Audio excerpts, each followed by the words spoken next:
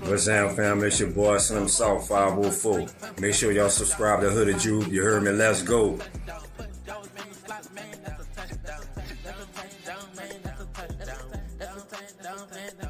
What's up, folks? This is Shoshano Bones, and you already know this shit more than a game, man. You also already know that it's NOLA versus all y'all. And you also know that it ain't YouTube if you ain't subscribed to my dog, Hooded Jube. Come on, man, what are you waiting for? You already know. It's still Who Dat.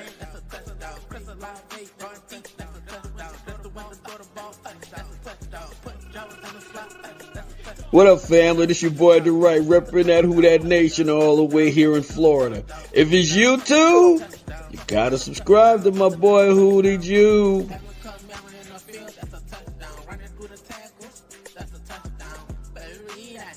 What's up, world? It's your boy Carlos Clayton. I'm the host of Uneducated Sports Talk. Subscribe to the big homie Hooded Jube for everything New Orleans Saints. Who Dat?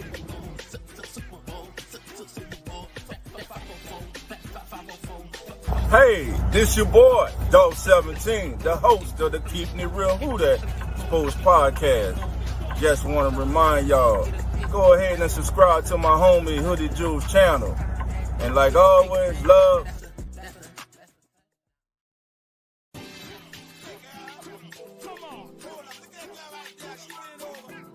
What's good, guys? My name is Zach.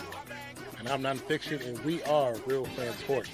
And you need to stop what you're doing right now. Hit that subscribe button and subscribe to your boy, Hooded Jube. Hooded Jube. What's good, Who Dat Nation, man? We are back with another live podcast, and if you can't tell already by the thumbnail, we're going to be discussing the Saints, man, 2025 schedule. So make sure you grab a drink, make sure you grab a snack, sit back and relax, and let's talk some Saints football, baby.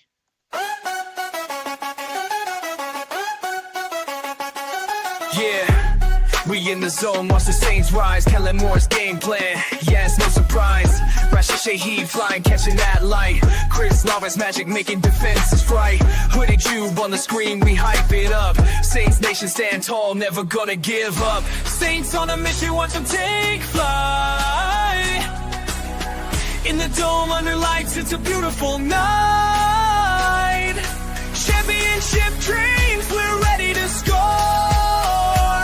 With Hooded Jube and the crew, we're wanting more.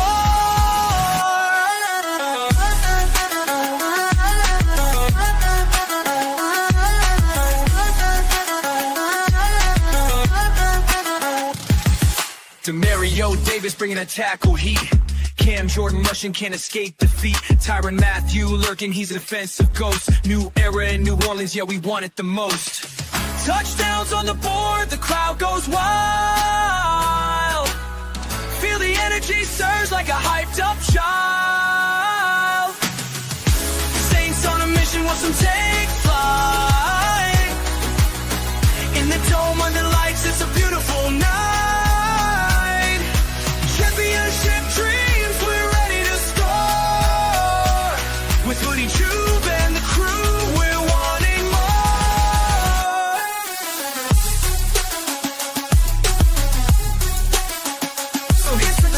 Let the victory blow. Red coast, we pop with the city. Come on, Who Dat Nation. It's your boy Hooded Jube, and we are back with another live podcast. And for those who don't know, y'all will know, there's no YouTube without your boy Hooded Jube, y'all. Come on, man. Make sure y'all smack the shit out of that like button for your boy. Also, if you're on that Twitter X side as well, make sure you hit that like button for me as well and drop me a follow. Also, if you're new to the channel, hit the subscribe button for your boy as well. Let me give a special shout out to everybody that's in the chat, and then we're going to get this show on the road. I see my brother King Nepp in the building. Who dat to you, brother? I see the NOLA Chop podcast, my boy Kyle the Great. Who dat to you? And if y'all haven't already, make sure y'all hit the sub button to his channel as well, as he's growing over there. He's got over 50 subscribers now. So shout out to my boy Kyle the Great for having over 50 now. And like I said, the channel's going to keep growing over there for him. He's doing great things. I see my girl Brooke in the chat. Who that to ya? I see my guy Brandon in the chat as well. Who that to you, Brandon, man? By the way, that's one of my coworkers. Just started with us not too long ago. Crazy thing is, this man used to be a running back as well, you know, playing football in high school. And I believe he said he thinks he played against Logan. That's going to be the craziest thing, man. We're going to have to see if they really played against each other or not. We're going to see. Also, shout out to my boy Aiden from work as well. Who that to you? I see you. Excuse me. I see you in the chat as well, brother. I see Daniel in the chat as well. Who that to you? Daniel. Shout out to you. I see the old freaking G in the building, y'all. Jerry. What up, Jerry? Who that to you, brother? Who that to everybody that's in the chat currently? Shout out to all of y'all. Now, just want to let y'all know, I'm going to bring on our special guest, man. We're going to bring him on. He's already on the thumbnail, so y'all know who it is. Y'all might know him from the Twitter side, a.k.a. X. You might know him by Soul Man. Or you might just know him because he's just a damn reporter out there. Come on. It's my guy, Logan. Good evening, everybody. What up, Logan? And hold on, before we even say anything, man, we need to let the chat know because not everybody know this. Y'all not gonna believe what today is, y'all. Today is Logan 29th birthday, man. This is his last year to enjoy his 20s before he turns 30. And guess what, Logan? I understand how you feel because in September, I'm turning 30, bro. I'm turning that 30, so I already know how you feel. I'm already on my last 20th, you know, before I turn that 30. So shout out to you, brother. Hope you had a great birthday today, man. And come on, everybody, put it in the chat. Happy birthday to you. Happy birthday to you. Happy birthday, dear Logan. Happy birthday to you. Come on, y'all. Put the damn happy birthday in the chat for him, bro. Happy birthday, Logan. Thank you. Thank you. Shout out to you, brother. Shout out to everybody that's in the chat as well. My boy from work as well, Desan. Who that to? He says 0% financing available. You heard him. 0% financing available. Man. You know what? Since he already said that, screw it, y'all. Come on, we're going to start it off with the sponsor already. Hoodie from North Park. Ain't no way. Nissan. This ain't no way. That's crazy. Oh, what's up, everybody? Y'all heard me saying ain't no way, right? I thought I would never say this, y'all. I've been here for almost a year at Eddie Terrell's North Park Nissan, and I thought I would never be able to say something like this, y'all, because it's been going for a minute. But guess what? We brought it back. On the 2025 Nissan Pathfinders, we are doing 0% APR right now up to 5 year. Up to 5 years. Yes, I said it. And if you like to do a little bit longer term, you want to do a 6 years, they're doing a 1.9% APR. So guess what? It's crazy. I thought I would never be able to say something like that. I thought the good low, and I thought the 0% were gone for good. But no, we're bringing it back for this month. So make sure you come see your boy on the Pathfinders, especially if you need a third road vehicle for you and the family. And guess what? What's crazy is it's on any Pathfinder. So look, it could be on any of these, any of them, any of them, any of them, any of these, any of these, any one of these, any of these, any one of these too.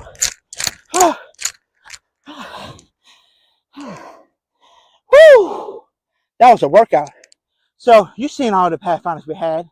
We got over 40 plus selections to go through.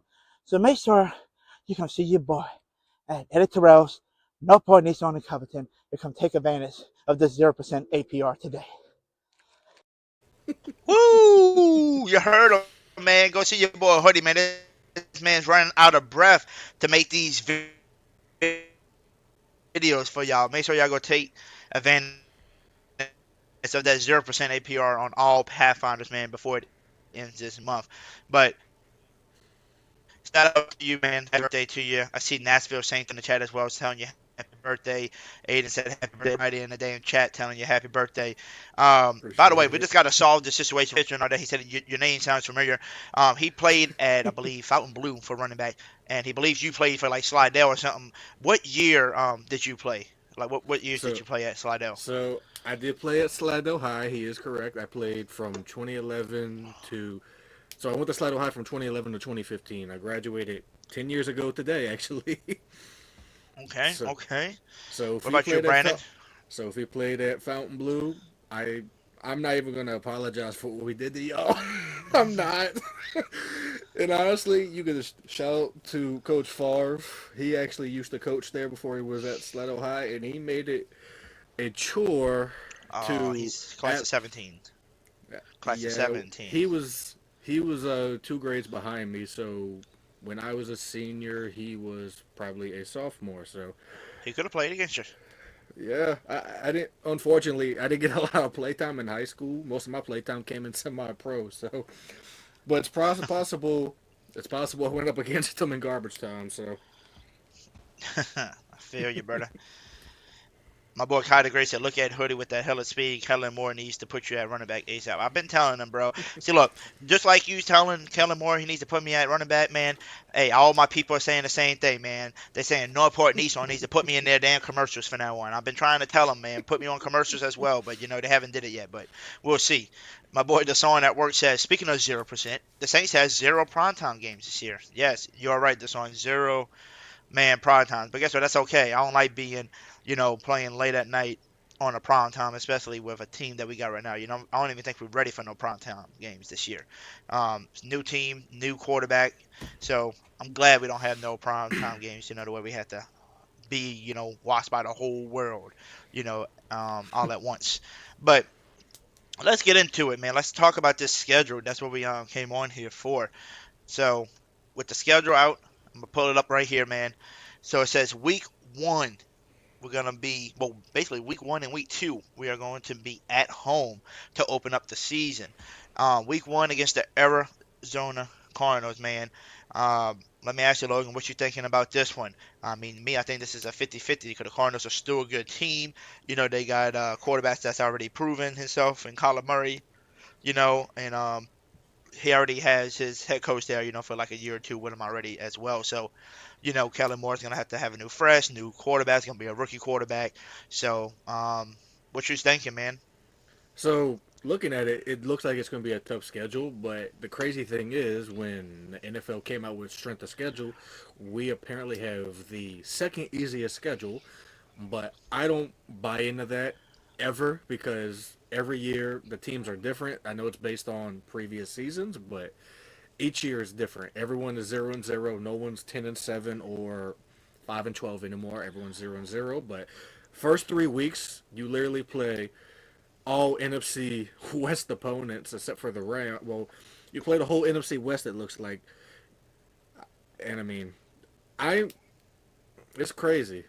I think on the previous show, I said the floor was 6-11, which I think is realistic, and my personal ceiling is 7-10. But I think the roof, like past the ceiling, the absolute roof is 8-9. If they get to 8-9, then that's a win in my book, and I think it's pretty attainable. It just all depends on either Tyler Shuck or Spencer Rattler, and also really depends on Kellen Moore and how he built this team.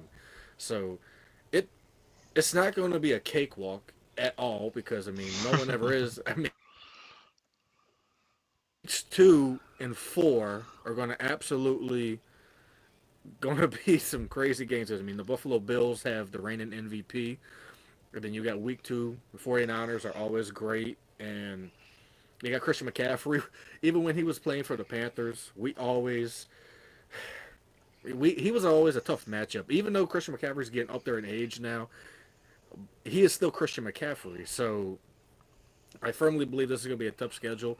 And the crazy thing is, I think it was Garland Gillen from Fox 8 that said the only game throughout the whole entire 2025 season that the Saints are heavily favored, even by a little bit, is Week 16 against the New York Jets. But I wouldn't be shocked if the Jets gave us some trouble because I think Aaron Glenn's going to do a great job over there. And I think Justin Fields is going to have a really good season as the starting quarterback for the New York Jets. So It's going to be some interesting matchups, but I really do like the Week 11 bye week because if you are banged up after you go into Carolina, say you're limping into Week 10 against Carolina, that Week 11 bye is great because then after that, you got the Atlanta Falcons, and then you come out the Week 11 bye week swinging like Mike Tyson, and hopefully you beat the brakes off of Atlanta. So I think it's a tough schedule, regardless of what the NFL classifies as the second easiest schedule. Oh, definitely. I mean, that's the one thing I don't understand about the NFL is that, I think they said the 49ers got the easiest schedule and we got the second easiest schedule. But like you That's said, correct. this is all based off of last year's, like people who had winning records. I think they said on this year we had, what, 3 teams maybe they said that had winning records last year, which was, I think, the Rams, the Bucks, and the Bills, huh? Or is that who I'm thinking of? And maybe the Seahawks? Did the Seahawks have a winning record last year or no? The Seahawks, I believe, did have a winning record. I mean, they was So 4 teams. 4 teams in NFC West, correct? Yeah. So that whole NFC West is really an underrated division. I mean, I'm pretty sure the Seahawks had a winning record last year because I think they made it to the wild card round if I'm not mistaken. I'm trying to think. Because I think that means they only have, I think that somebody posted, they said we only have like 3 or 4 teams on this schedule this year that had winning records last year. So I'm like, okay, cool. Well, everybody changes, through the offseason. Everybody get new coaches, new players, blah, blah, blah, blah, blah. So I'm just looking at this schedule, right? Remember how we both said we went 5-12 last year? So Yes. we was like, okay, we went 5-12. The least we can do with Kellen Moore is at least get another win or two, have 6 or 7 wins. That's what we looking at. So I'm looking at week 1 Cardinals, that's a coin flip. I think we can beat them. They're not like the best team like the Bills where you just got to be like, yeah, there's no chance we beating them. I think we got a good shot at beating the Cardinals if we have to, especially you at home and you got the home field advantage, right? 49ers, you at home. 49ers is a team that I know we can lose to easily, and I'll give it towards the 49ers, especially if they're healthy. Last year they looked bad because they were not healthy. So if they're coming out healthy and we're coming out healthy, it can be a 50-50, but I'm going to give it more towards the 49ers just because I believe more in the Kyle Shanahan, and his 49ers more than just our Saints and Kellen Moore right now, who's, freshly starting his first time as a head coach. So I would definitely put my money on the 49ers. Seahawks, to be honest with you, I think it's going to be like a 50-50 with the Seahawks just because they lost a lot of key players this year. And DK Metcalf losing Tyler Lockett and all them, bringing in Sam Darnold to a new offense now. Again, a new offensive coordinator, new head coach, and all. So it's all new, So I'm ready to see how all this is going to look for the Seattle Seahawks. So we can draw that as a 50-50. I can't say they're just going to smack us, but I think it's going to be a good game. Number 4, week 4 against the Bills, man. I'm just gonna count that as a loss, just because it's the Josh Allen and the Bills, bro, playoff team. Here's what I'll say about that. I mean, I think about throughout NFL history where everyone just chops off each certain games as a loss. But I mean, let's be honest. I think about the year 2000, 25 years ago, where no one gave us a chance in hell at beating the greatest show on turf at all in the playoffs, and we had a 31-7 lead at one point. Then we blew it, but then we still won the game. But we beat the reigning Super Bowl champs, I believe. Yeah, we beat the reigning Super Bowl champs, and that was the game where they said Hakeem dropped the ball. Hakeem dropped the ball. So anyone can win on any given. I know it's cliche to say, and I'm not trying to quote the movie, even though it's a great movie, but anyone can win on any given Sunday. So it could very well be a surprise game because, I mean, I'm not saying there's not a single team in the NFL, in my opinion, that is unbeatable. Everyone's beatable. Everyone has weaknesses. Kellen Moore and company just has to go to the whiteboard, go to the film room, look for each weakness and just attack that. And if they don't execute, then it is what it is. I mean, I kind of agree with you. The only reason why I would say the Bills, though, I just count that as a loss. Number 1 is Josh Allen and Buffalo Bills, playoff team that can easily be a Super Bowl team if they really wanted to. And then also you're playing them at Buffalo as well. They're at home. You know how that crowd is over there. So that's why I would say I'll give them the win. Now you go to week 5, at home again, but against the Giants. Guess what? I'm going to give us a win on that one just because I don't feel like the Giants are that good. Excuse me. Same thing with week 6 at home again, playing against the Patriots. I'm gonna count that as a win. I don't think the Patriots that good yet. They still need a lot of help as well. Week 7 away against the Bears. The Bears is a tricky one, but guess what? I think we can beat the Bears as well. I don't know how much Caleb Williams is gonna get better. They don't have Ken Allen again right now. It's just DJ Moore and this other boy that they drafted last year. And I just got to see more out of this team in the Bears to say, okay, I'm too scared. I don't think we can beat them. So I'm going to say Bears could be a team we can beat. Week 8, Bucks. We are at home. I can say we can beat the Bucks at home, and we'll split with them, let them beat us in week 14. Same thing with the Panthers. I think the Panthers has been growing and gotten better, especially towards the end of the season last year.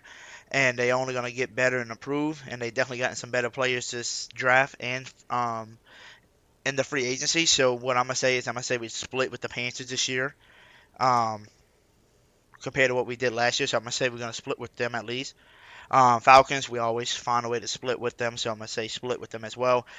Week 13, I know my boy Nepin here in the chat. He's a Miami Dolphins fan. Y'all got some good team, bro, but I don't know if Tua's going to be still playing at week 13. Will he be in there healthy? Will he be good? Will Tyreek Hill be out of there by then? Because remember, he's been having issues not wanting to play there. Jalen Ramsey might be getting traded soon, so I think we can have a good shot at beating the Miami Dolphins. I already said split with the Bucks and split, basically split with the whole division. I think we can all split each other. Jets in week 16 is at home. I say we just win, against the Jets. I don't feel like they're that powerful yet. Week 17 is the Titans. I think we can beat them as well. So they got a lot of teams that I feel like we can beat, but there are a few teams on here that I would just be like, you know what, I got no confidence in them. And then there's some teams that I think it's like a 50-50, like, hey, it's depending if we healthy, they healthy. Whoever coaches better and whoever plays better, that game's going to win.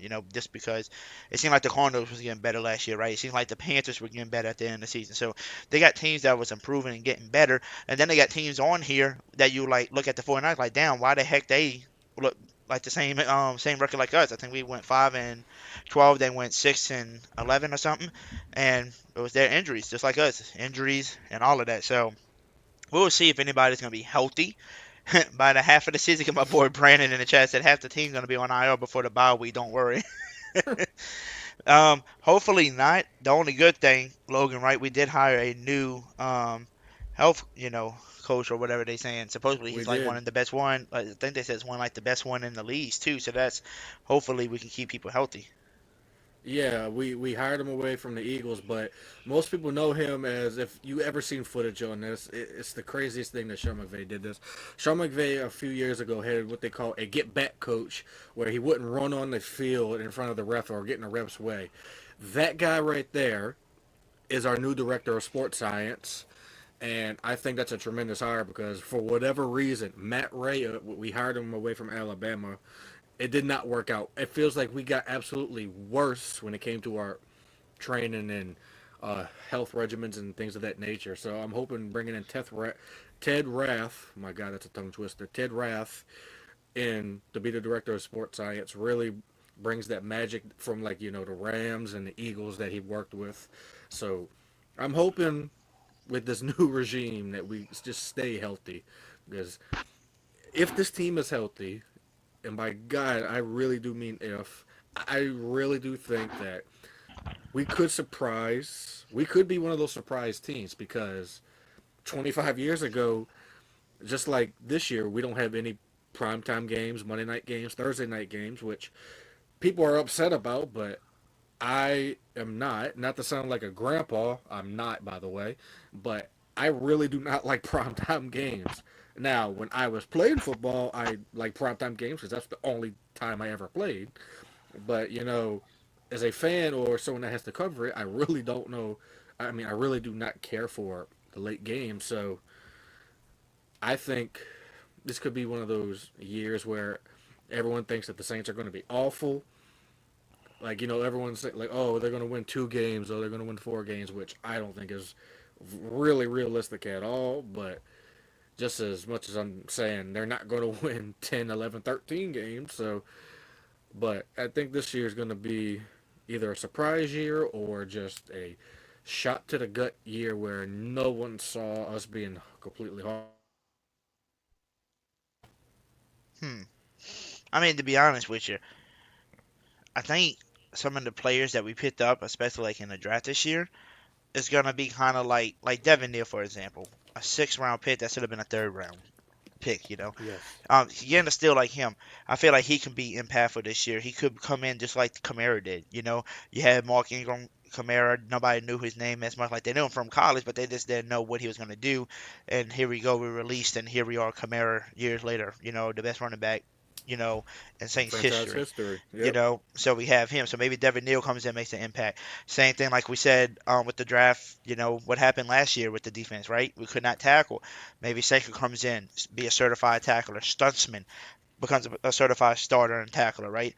All these other people are going to start coming in to make an impact. And what's the funniest thing is, and it makes me laugh as I'm like watching it, because you remember how we all as Saints fans was upset with pick number 40, Tyler Suck, like what the frick, blah blah blah.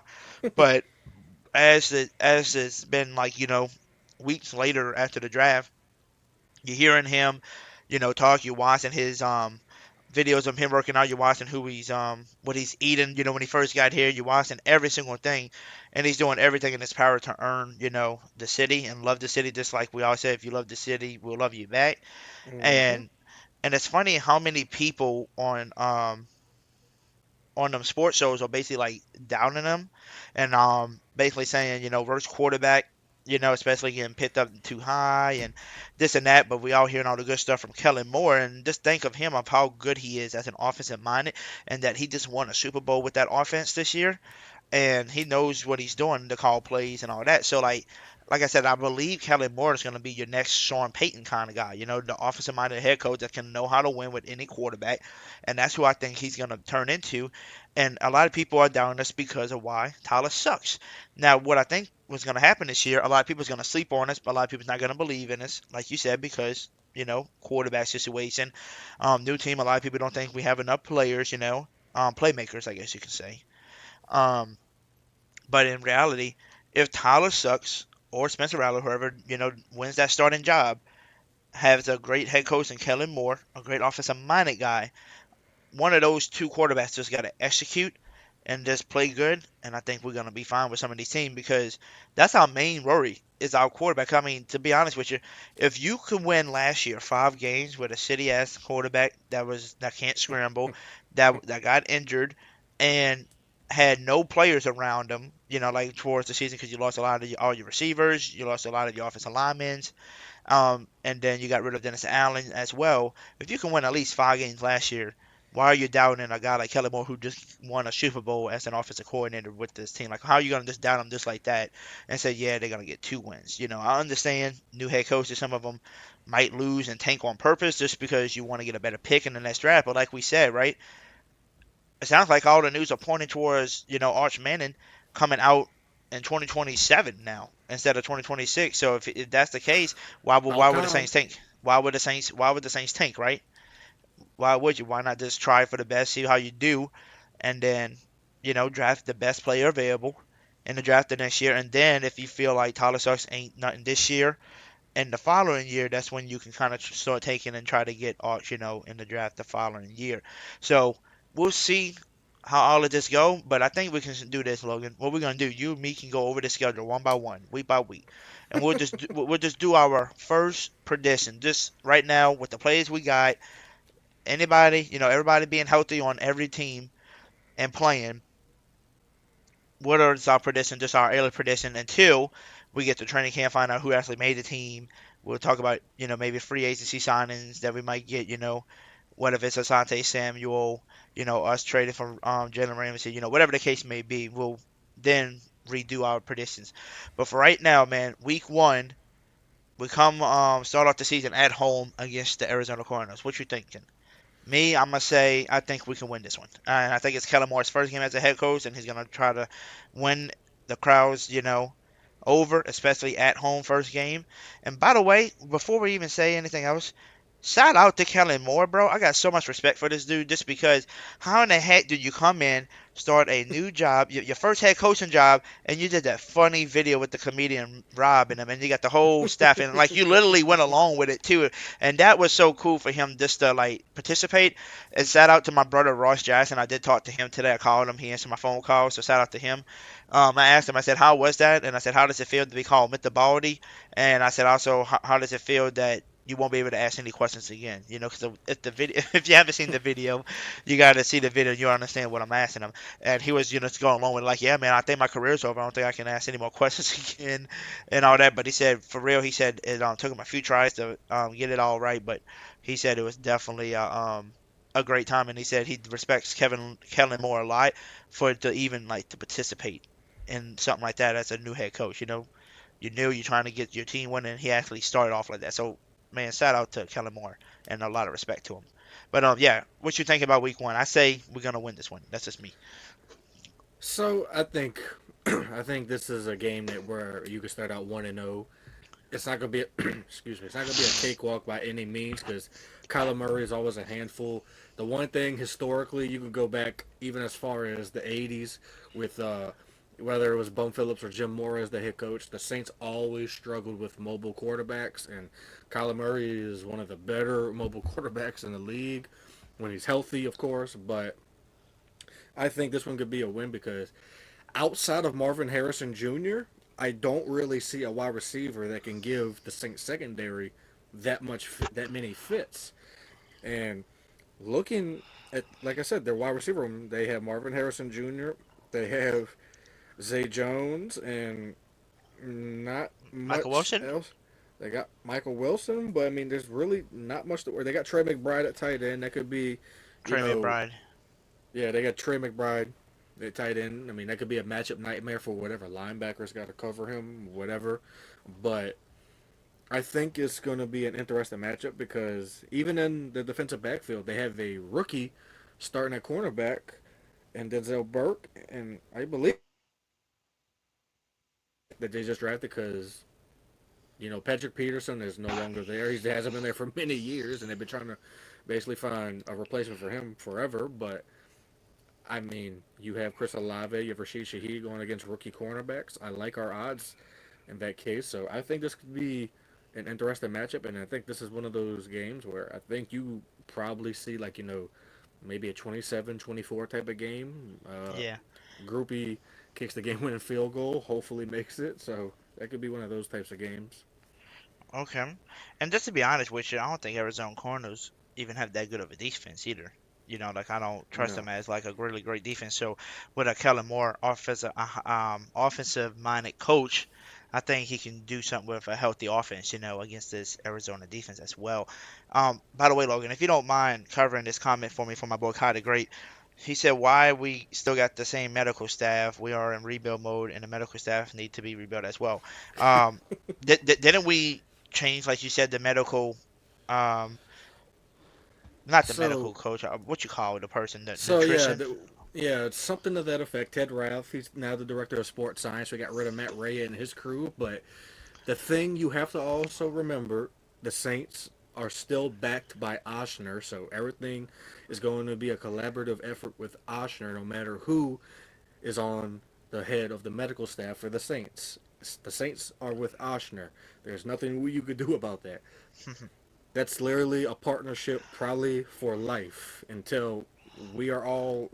That's going to be there for a while until Ochsner goes out of business, which is never going to happen. So the Saints are stuck with Ochsner, no matter how many people do not like that. It is what it is. So, I mean, to be honest with you, so we did kind of change our medical staff, right? It's just the only medical staff part that we're not changing really is Ochsner.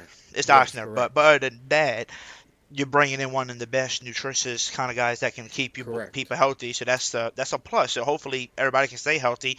And hopefully these players that keep getting these concussions, hopefully they play smart and say, let's wear these Guardian caps on our helmets to help prevent a lot of those, concussions as well. Let's go to week 2, man. Week 2, we back at home again. So back-to-back home games to open up the season. And it's against Kyle Shanahan and Brock Purdy and his 49ers.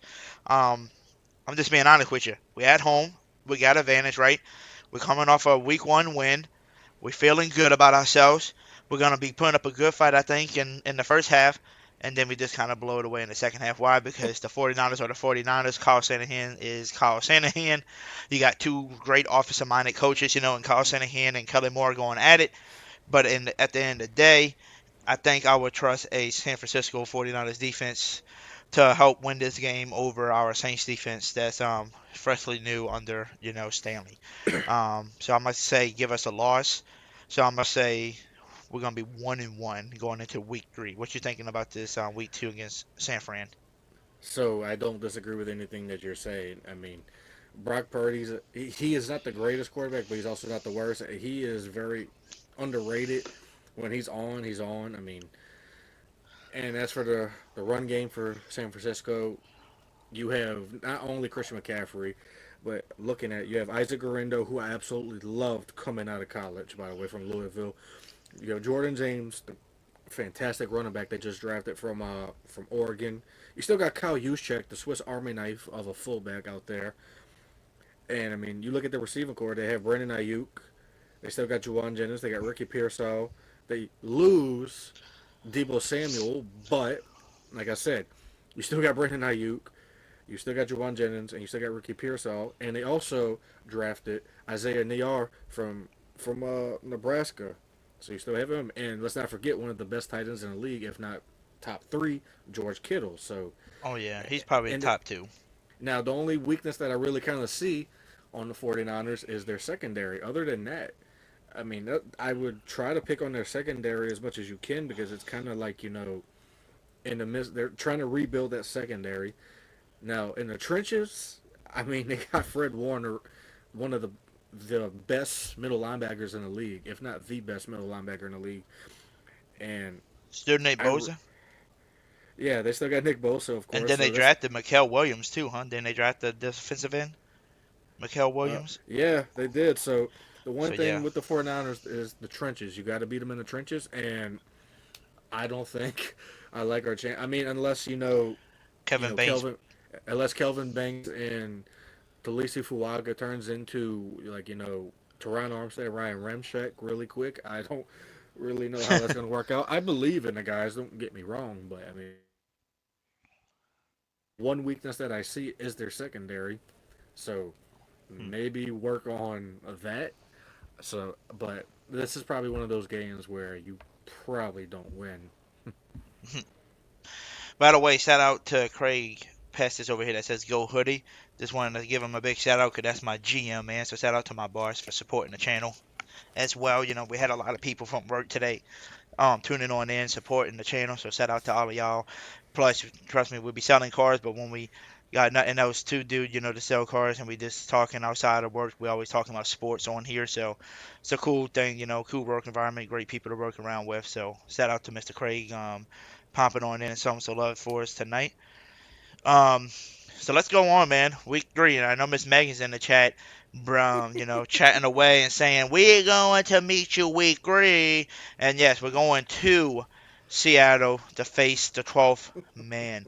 So, my bad, the 13th, because you're fighting them, and you got to fight Megan all the way in Australia. So that's 13 you got to go against. So, going into this, remember we said we had 1-1. We won week 1, lost week 2 at home to the 49ers. You're going on the road to Seattle. Seattle, I think, is going to be a good team, but I don't have them graded like a Buffalo Bills and a 49ers, where they just scare me. So I would say it's a 50-50 chance, to beat them because, Sam Darnold, new there for their new quarterback, new offensive system. You lost DK Metcalf and Tyler Lockett, so you got JSN. So I'm not too worried about them, but you are playing at Seattle against the 12th man, so this game could go down to the wire. And to be honest with you, this can be a coin flip. And since Miss Megan is watching, I'm gonna give her the edge, and I'm gonna say her Seattle Seahawks beat us just because they got the 12th man, rallying around us in Seattle. So we start off 1-2. What's your prediction for this one? So for me, it depends on who the quarterback is. Is it going to be Sam Darnold or is it going to be Jalen Milroe?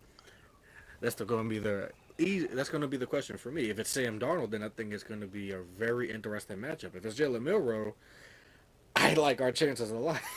And I'm not even trying to be biased, but I mean, I am very confident in the Saints defense ability to stop Jalen Milroe, even though he is a mobile quarterback. Now, Sam Darnold, coming off an incredible year with the Minnesota Vikings, which they were crazy to let him go, but I understand it. But you know, Seattle got they have Clint Kubiak now, our former offensive coordinator, and he's gonna probably do a lot of similar stuff that he did last year in New Orleans. So, but I mean, there's footage of that. If Kellen Moore was smart, he'd go watch some of the New Orleans tape from last season with Clint Kubiak, and they have. I mean, there's a lot of things with Seattle that I do like, but I think, this is one of those games where you're going up against a middle of the road team. If teams were still able to go 500, I'd be able to say 500, but Seattle's one of those teams that are probably like an 8-9, 9-8 type of team. So I'm going to say that the Saints could probably win this one, simply because I honestly like the defensive pieces that we have and their ability to get after Sam Darnold, or even though Meg said Milroe is going to play in preseason, not regular. Coaches lie all the time.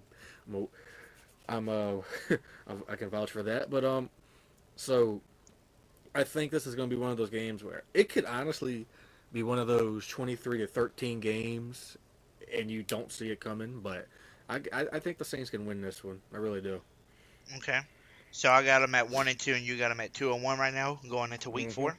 Yeah. Alrighty. So week 4, man, going all the way to Buffalo. But the good thing is you're not going to Buffalo during the wintertime. You're just going in week 4. You're probably like in September, November-ish. So you're not December, January cold. You're getting to the cold month. And you get to go to Buffalo, man. You get to go play Josh Allen, man, and the Buffalo Bills. We don't even have to stay on the topic for this long. 1-3, 2-2. Unless you predict us to beat the Bills. I'm not predicting us to beat the Bills, but I mean, I'm not saying it's going to be a slaughter by any means. I mean, it very well could be, but I'm thinking Joe Brady is going to try to. I really think Joe Brady's going to try and put up a lot of points against the New Orleans Saints, because from the intel that I had, Joe Brady really did want the job. Joe Brady told the Saints, but from what I heard, they told him Kellen Moore is our guy. Kellen Moore is our number one guy. That's kind of a unfortunate thing to tell somebody in an interview, but been there before. But I really think Joe Brady's going to do whatever he can with Josh Allen to try to put up 50 on the Saints in the Superdome, because last time Joe Brady was in the Superdome, it was LSU Clemson January in 2020, and I'm thinking he's going to want to try to maybe have a repeat of that. He's probably going to want to go for 50. So I don't have us winning that game, but I'm not going to sit here and say we're not going to put up any points. So, but yeah, I think the Bills beat the Saints. Okay, so 2-2 to start. I'm 1-3. We come back home from Buffalo after our loss, and we take on the New York Giants. Just being honest with you, I'm not afraid of the New York Giants. I don't care if they got Jameis, Russell Wilson, Jackson Dart, Tommy DeVito. I really just do not care. I know their best weapon is Malik Neighbors, and I know the defensive line is pretty good. Other than that, really ain't scared of anybody else. So at home, with home field advantage, I'm picking our Saints to win. We are 2-3 now at the week 5, and then you're probably got us at 3-2 if you predict us to win. So what is your prediction? Yeah, I mean, I'm gonna probably say it's gonna be interesting for all of them, but this one's interesting because I think it's gonna be a battle of the rookie quarterbacks. It's gonna be Shuck versus Jackson Dart by this time. I really don't see a world where they start Russell Wilson or Jameis Winston for the whole season. If they do, then Brian Dable and Joe Shane are going to be fired by week 8 if they last that long. But if it is Russell Wilson or Jameis Winston or even Jackson Dart, I got the Saints winning this one, because the Giants have a lot of glaring holes on both sides of the ball. They have Malik Neighbors. They just drafted Cam Scatterboo. but their offensive line is horrendous. They signed Paulson Adebo, or former cornerback, but you know, and they got Abdul Carter, but Giants have a lot of work to do. They were not a quarterback away from anything, but I think the Saints come out and beat the heck out the Giants. Yep. All right. So 3-2. I got them at 2-3. Back at home again. Another back-to-back at home, but this time it's against the Patriots. Just letting you know, I'm not afraid of the Patriots. Their running back room don't scare me. Their receiving room don't scare me. Even though they got Diggs, he still don't scare me. He's getting older. It's not the same Diggs. And their defense ain't really the scariest, as well. So I picked the Saints to win again. So I got us at 3-3. And depending on what you do, if you pick them to win, you got us at 4-3. So what's your prediction against the Patriots? So I think they could beat the Patriots because, I mean, Drake May, I don't know what he's going to look like in his sophomore year. I'm thinking he's going to probably be a little bit better, but probably not much better. I really did not see the hype coming out of college last year, coming out of North Carolina. I mean, there was actually people out there saying he was better than Jaden Daniels coming out of college, and I thought they needed glasses or that they just did not watch football at all last year. But Patriots are a very young team. Mike Vrabel is a great coach, but I think they're probably a year or two away from even being competitive in that division that they're in. So I mean, like I said, I love Mike Vrabel. He can make, he can make something into nothing. I mean, he could take. I'm sorry, dyslexia. He could turn nothing into something, but I think the Saints beat the heck out the Patriots. I really do. Mm-hmm. So you got us winning. So you got us 4-3. No, I said 4-3. 4-2. 4-2 to start. Yep, and I got us at 3-3. And I got us at 3-3. It's surprising. It's surprising so far, my predictions, but I'm seeing maybe history has a chance to repeat itself because I'm thinking 25 years ago, we were coming off of firing Mike Ditka, going through 3 years of hell under that regime, and then you got Jim Haslett coming in and taking over, and what was known as a weak quarterback room. You have Jeff Blake and Aaron Brooks. Then they just go on this insane run until Ricky Williams gets hurt, and Jeff Blake gets hurt. But I see kind of the similarities between this team and the team 25 years ago, which is crazy because some people that's watching probably weren't even born then, but but I mean, sometimes history repeats itself, and if it does, then that's kind of great in this aspect because they went 10-6, I believe, in 2000, if I'm not mistaken. So I'd be very much okay with that. So yeah. So 4-2 and 3-3 right now so far. So now we go on week 7. We go on the road to Chicago. We're gonna play the Bears.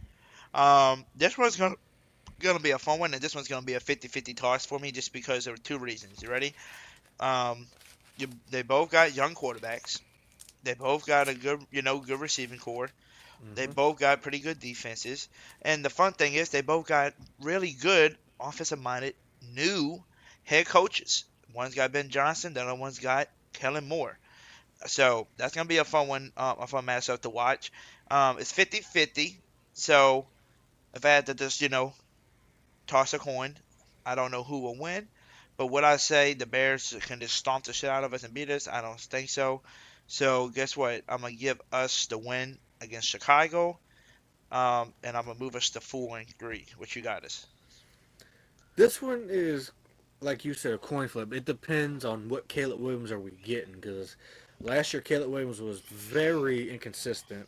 And, I mean, I know he was a rookie, but, I mean, rookies these days are coming in so pro-ready, it doesn't even matter anymore. I mean, look at C.J. Stroud and Jaden Daniels. But it just really depends on what Caleb Williams you get. Now, they do have a rebuilt receiver room. You have DJ Moore. You have Romeo Duzé, who they drafted last year, and they just drafted Luther Burden. I don't know how the heck the NFL let Luther Burden drop like that to the Chicago Bears and Caleb Williams, but they did. And they drafted Colston Loveland too. They got some offensive weapons, and they also got the offensive mastermind, Ben Johnson. So it's going to be interesting.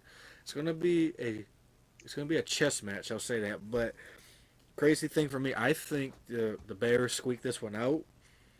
I'm not. It's going to probably be a close one. I think the Bears squeak this one out. Okay, so I got us at 4-3 because I got us winning, and you got us losing. So we both tied at 4-3 right now, coming out of week 7, going into week 8. So now we come back home, right? Play against the rivalries in the Tampa Bay Buccaneers. Earlier I said I think we're going to split with everybody.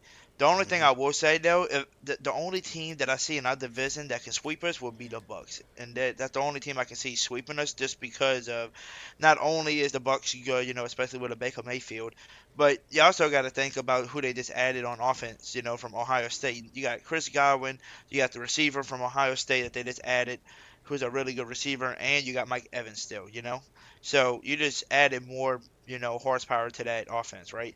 So.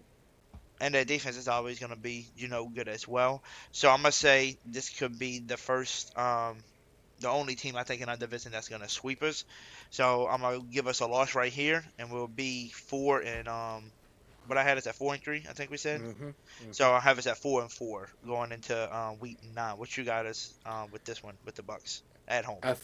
I think the Bucks are going to really give us fits. I mean, Todd Bowles, I never thought in a million years I'd be saying he's a fantastic coach because of his Jets tenure, but here we are years later. But I think that Bucks defense is year after year one of the best in the league, top 5, top 10. I mean, you still have Levante David, you got Deion Jones, you have Hassan Reddick now, and then you look on the offensive side of the ball. Jeez, I can't talk tonight.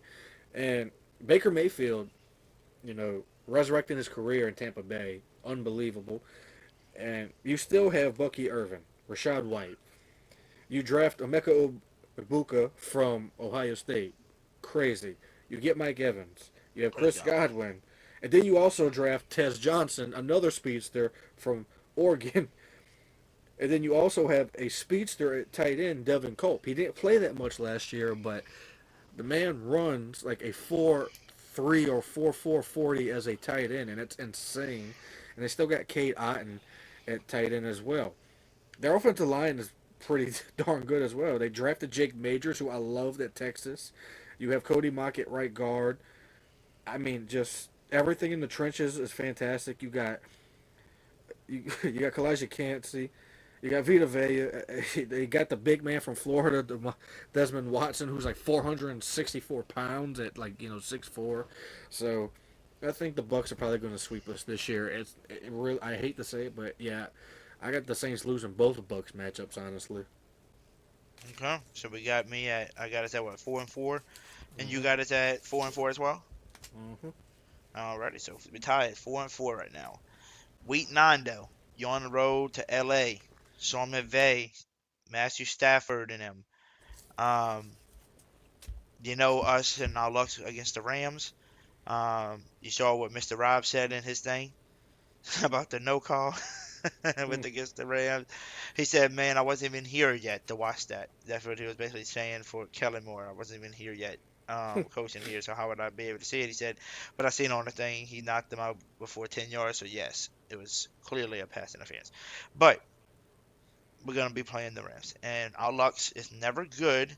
And you're on the road, in LA as well. So I got us losing this one and dropping us to 4-5. So for me, I think the Rams are. I love Matthew Stafford to death. I mean, he's been one of my favorite quarterbacks in the league since he came out of Georgia. So I love the Rams defense too. Chris Shula does a great job. That defensive line for the Rams, they did an incredible job replacing the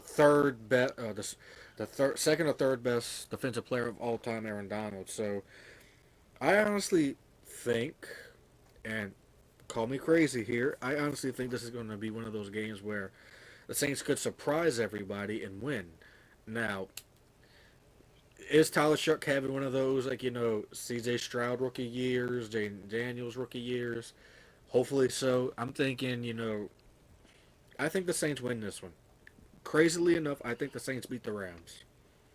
Well, damn. Okay, so I got us at 4-5. You got us at 5-4. So we're going to go into week 10. Carolina Panthers at Carolina. And like I told you, I think Carolina gotten better. And they not only gotten better towards the end of the season, this offseason they added a lot of good pieces around as well from the draft and free agency. I said I think we can split with the Panthers as well. So guess what? I got us losing again, back-to-back games, but on the road again. So losing both on the road games back-to-back before we go into bye week. And I got us being at 4-6 currently going into the bye week. Where do you have us? I know you got us at 5-4 with the Rams, but what do you think about this Panthers game on the road? I think this is one of those games where I really do think that the Saints beat the Panthers. I know Bryce Young got better as the season went on, but I just firmly do not see him being successful in Carolina. I don't. And I think the Saints is defensive. I think Brandon Staley is going to really do a great game plan against Bryce Young and that young team. And I think the Saints can win that one. Okay. So what I got us at 4-6, and you got us at 6-4? Yep. Alrighty. So we go in, and we got week 11. We got the bye week. So before we continue the rest of this and finish this, let's take a quick commercial break from your sponsor, Mr. Hoodie Juby from Northport Nissan, y'all. Come on, man. Welcome to Eddie Terrell's Northport Nissan. Hey, my name is Hoodie, and I'm a sales consultant at Eddie Terrell's Northport Nissan. And everybody always asks me this one question. Why should we buy from Northport Nissan? Well, guess what? I'm about to give you a few reasons why. Reason number one, we are an 11-time Award of Excellence winner. And you see it right here, and you see all the other ones down here as well. So you're going to ask me, what is the Award of Excellence, right? It's an award given by auto manufacturers to dealerships that perform excellent in sales, services, and parts, and in operations and customers' experience. So guess what? That just tells you that we love taking care of our customers, and we really, really reach the limits in sales because of the way we take care of our customers. Number two reason why is because we got the number one service department in our district. You don't believe me? Come see.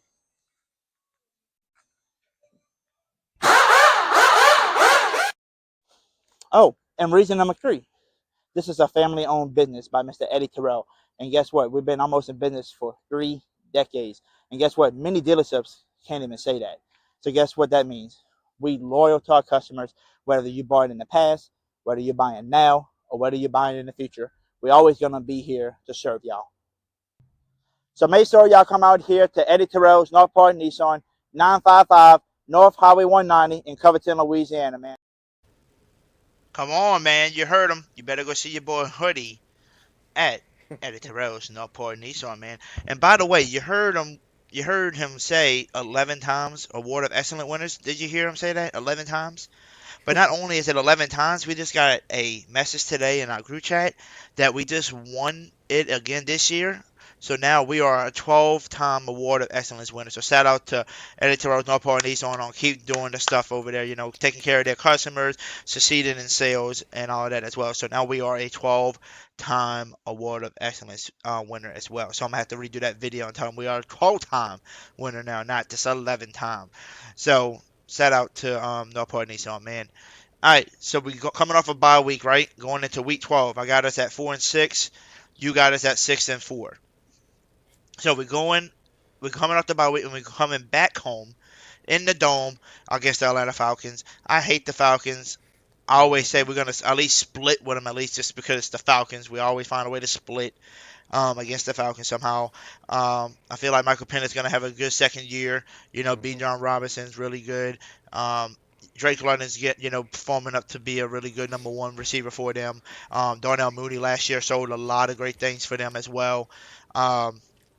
And, their defense is pretty solid as well, especially with Jesse Bates back there.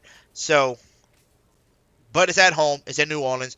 I got the Saints winning against the Falcons. Going to be a close one like always. but I got us winning, and I got us at 5-6.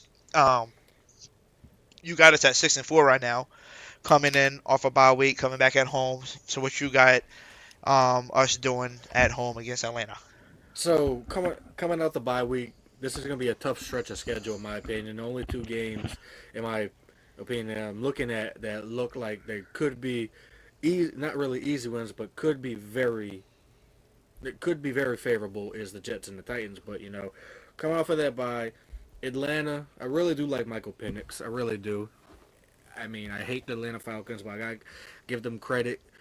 You draft Jalen Walker, you go up and get James Pierce, you get Xavier Watts, Billy Bowman, and you also get a stud at offensive tackle in Jack Nelson. I'm reading their draft picks as I'm talking to you. They hit on each need. They got 2 defensive ends, you got 2 safeties because you lost Justin Simmons. You still got Jesse Bates back there, but you get some studs. And then you also, I don't know how Kobe Bryant went undrafted, the cornerback from Kansas. Don't have a single clue how that happened, but I think the Saints lose this one. I hate this in the dome. I hate saying that against Atlanta in the dome. It's going to be such a crusher, but I think Michael Penix and the Falcons kind of like I don't want to say destroy us, but I maybe can see like one of those 34-13 kind of games, and the Falcons run away with it. The Saints give a great effort, but I think Falcons improved in my opinion, even though I hate giving them credit for anything. So I think the Falcons win this one. Okay, so I got us at 5-6. You got them at 6-5, I believe now. So 6-5. So now we go on the road again, week 13, traveling to my boy King Naps, man, all the way to Miami to play his Miami Dolphins on the road this year. So to go on the road, to play the Miami Dolphins, coming off a loss, but me, I'm coming off a win. So us coming off a win, playing the team, you don't know who's playing in that game, But like I said, this is just predicting healthy schedule, and depending on who's on the roster still with the Dolphins, I think the Saints can pull a win out in Miami against the Dolphins, just because I feel like their defense is not the greatest, and I feel like their offense is falling a little apart because it sounds like Tyreek Hill don't want to be there anymore. The defense with Jalen Ramsey wanting to be out, so it's kind of like falling apart. So I feel like the Saints could win that game in Miami. So I think we'll have me at 6-6, I think now, and you coming in at 6-5. So what is your prediction? So like I mentioned before, this is going to be a tough stretch for the Saints coming out the bye. I think they're going to struggle towards the end of the year. Probably drop a few games that they shouldn't. Like for instance, this one, I think I don't think Tyreek Hill is going to be traded this year. I think they're going to probably try to, but they're not going to get anything done. So I think you still got to go up against Tyreek Hill and Jalen Waddle this year.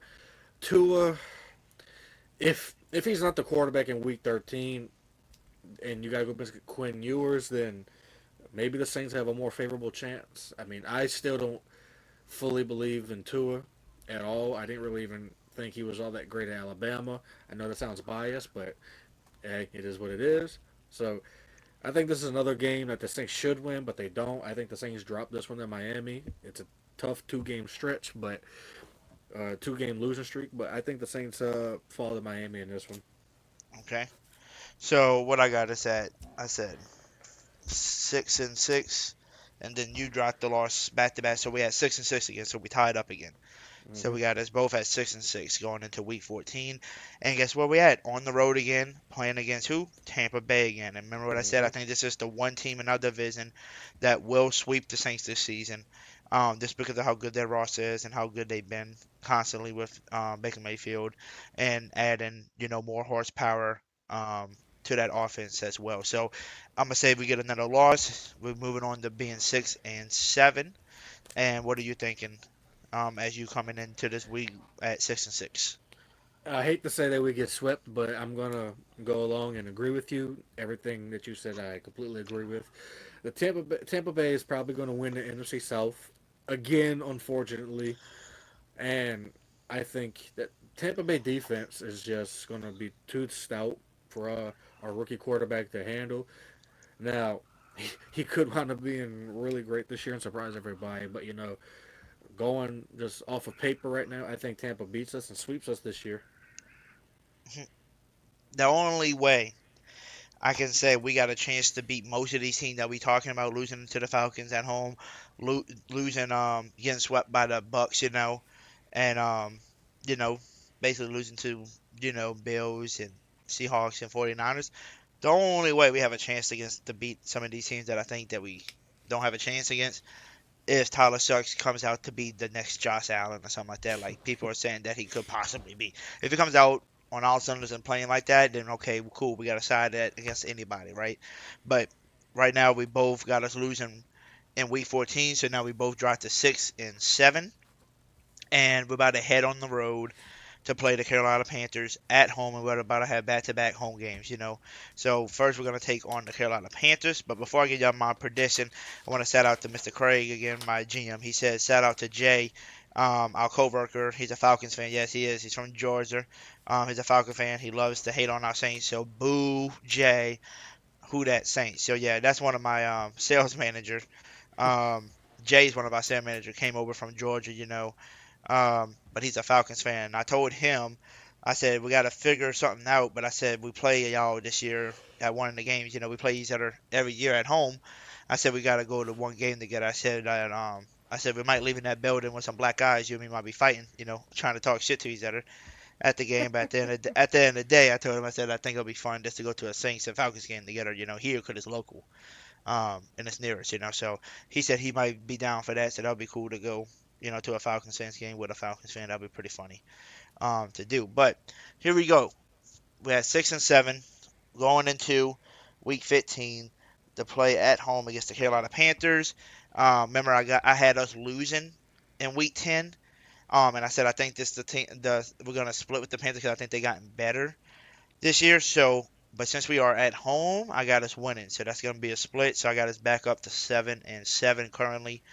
And then I think you had us at 6-7 currently. So Yeah. coming in. So what is your prediction now? Coming into the week 15 being 6-7. I think we sweep the Panthers this year. I just truly do not believe in that Panthers team. Yeah, they have a good young head coach, David Canales. I mean, he did a lot of great things towards the end of last year. But, like I said, I just don't fully believe that Bryce Young is going to succeed in Carolina. I don't think he's going to succeed until he goes to another team, but that's just me. So I think the Saints get back on track and get back to 7-7, back at the 500 mark. So I think the Saints win this one. Okay. So we both had 7-7. We win that game at home. We have back-to-back home games going into week 16 against the New York Jets. I think the New York Jets could be a sneaky team, this year. But also not having Devontae Adams anymore and basically just having Garrett Wilson as the number one by himself. And Justin Fields, who I don't, think is worse. I think Justin Fields is going to be fine. Getting his second chance at a starting quarterback. With a better coaching, staff than what he had in Chicago. I think it's gonna be a good matchup for us in Week 16. But since we're at home, the team's getting more chemistry together because it's towards the end of the season. I say the Saints win this one and we go 8-7 currently right now. So what do you think? Coming in here 7-7, I got us at 8-7. So this is going to be, like I said, that's going to be one of those teams that are sneaky this year because Aaron Glenn, I think, is going to be a great head coach. I didn't think he was going to be a great head coach in New Orleans, just solely based off of, he wanted all the power and Mickey told him no, which was crazy. But I think Aaron Glenn does what he can to beat the heck out of the Saints, and I think. I'm not going to sit here and say that, he beats the heck out of us, but I think the Jets squeak one out and, Saints lose to the Jets, unfortunately. And, yeah, it's going to be one of those barn burners, I think. It's going to be probably going to be a low-scoring game, unfortunately. It's probably going to be one of those boring ones unless, Justin Fields has one of those sneaky good games like he had, when he was playing. And everyone forgets that, so... I think the Saints drop this one in a barn burner. because Aaron Glenn, wants to show Mickey what he missed out on. So Saints fall to 7-8 in my opinion. Okay. So you got us the 7-8, and I got us at 8-7 currently. And then you go into week 17 and week 18, back-to-back road games to end the season. You're going to play the Titans. I don't, think the Titans are that scary. That it's not that, good to me. We're going to see how good Cam Ward is this season. So I got us winning this one. So I got us at 9-7. And then you got us at, I think, 7-8 right now, going into week 17. So what do you think about on the road against the Titans at the end of the season? So for whatever reason, you look back in the periodicals of history for the New Orleans Saints, for whatever reason, it doesn't matter how bad a team is or how good a team is, we always have struggled with rookie quarterbacks. Why? I have no idea. Go all the way back to 1967, all the way back to even last year. We actually almost came back against the Commanders, but Jane Daniels was giving us fits, and then a year before, go back to I think the game when we played a rookie Kyler Murray, he was giving us fits, but I think we squeaked that one out. But I think Cam Ward's going to be incredible. I really think Cam Ward's going to be incredible.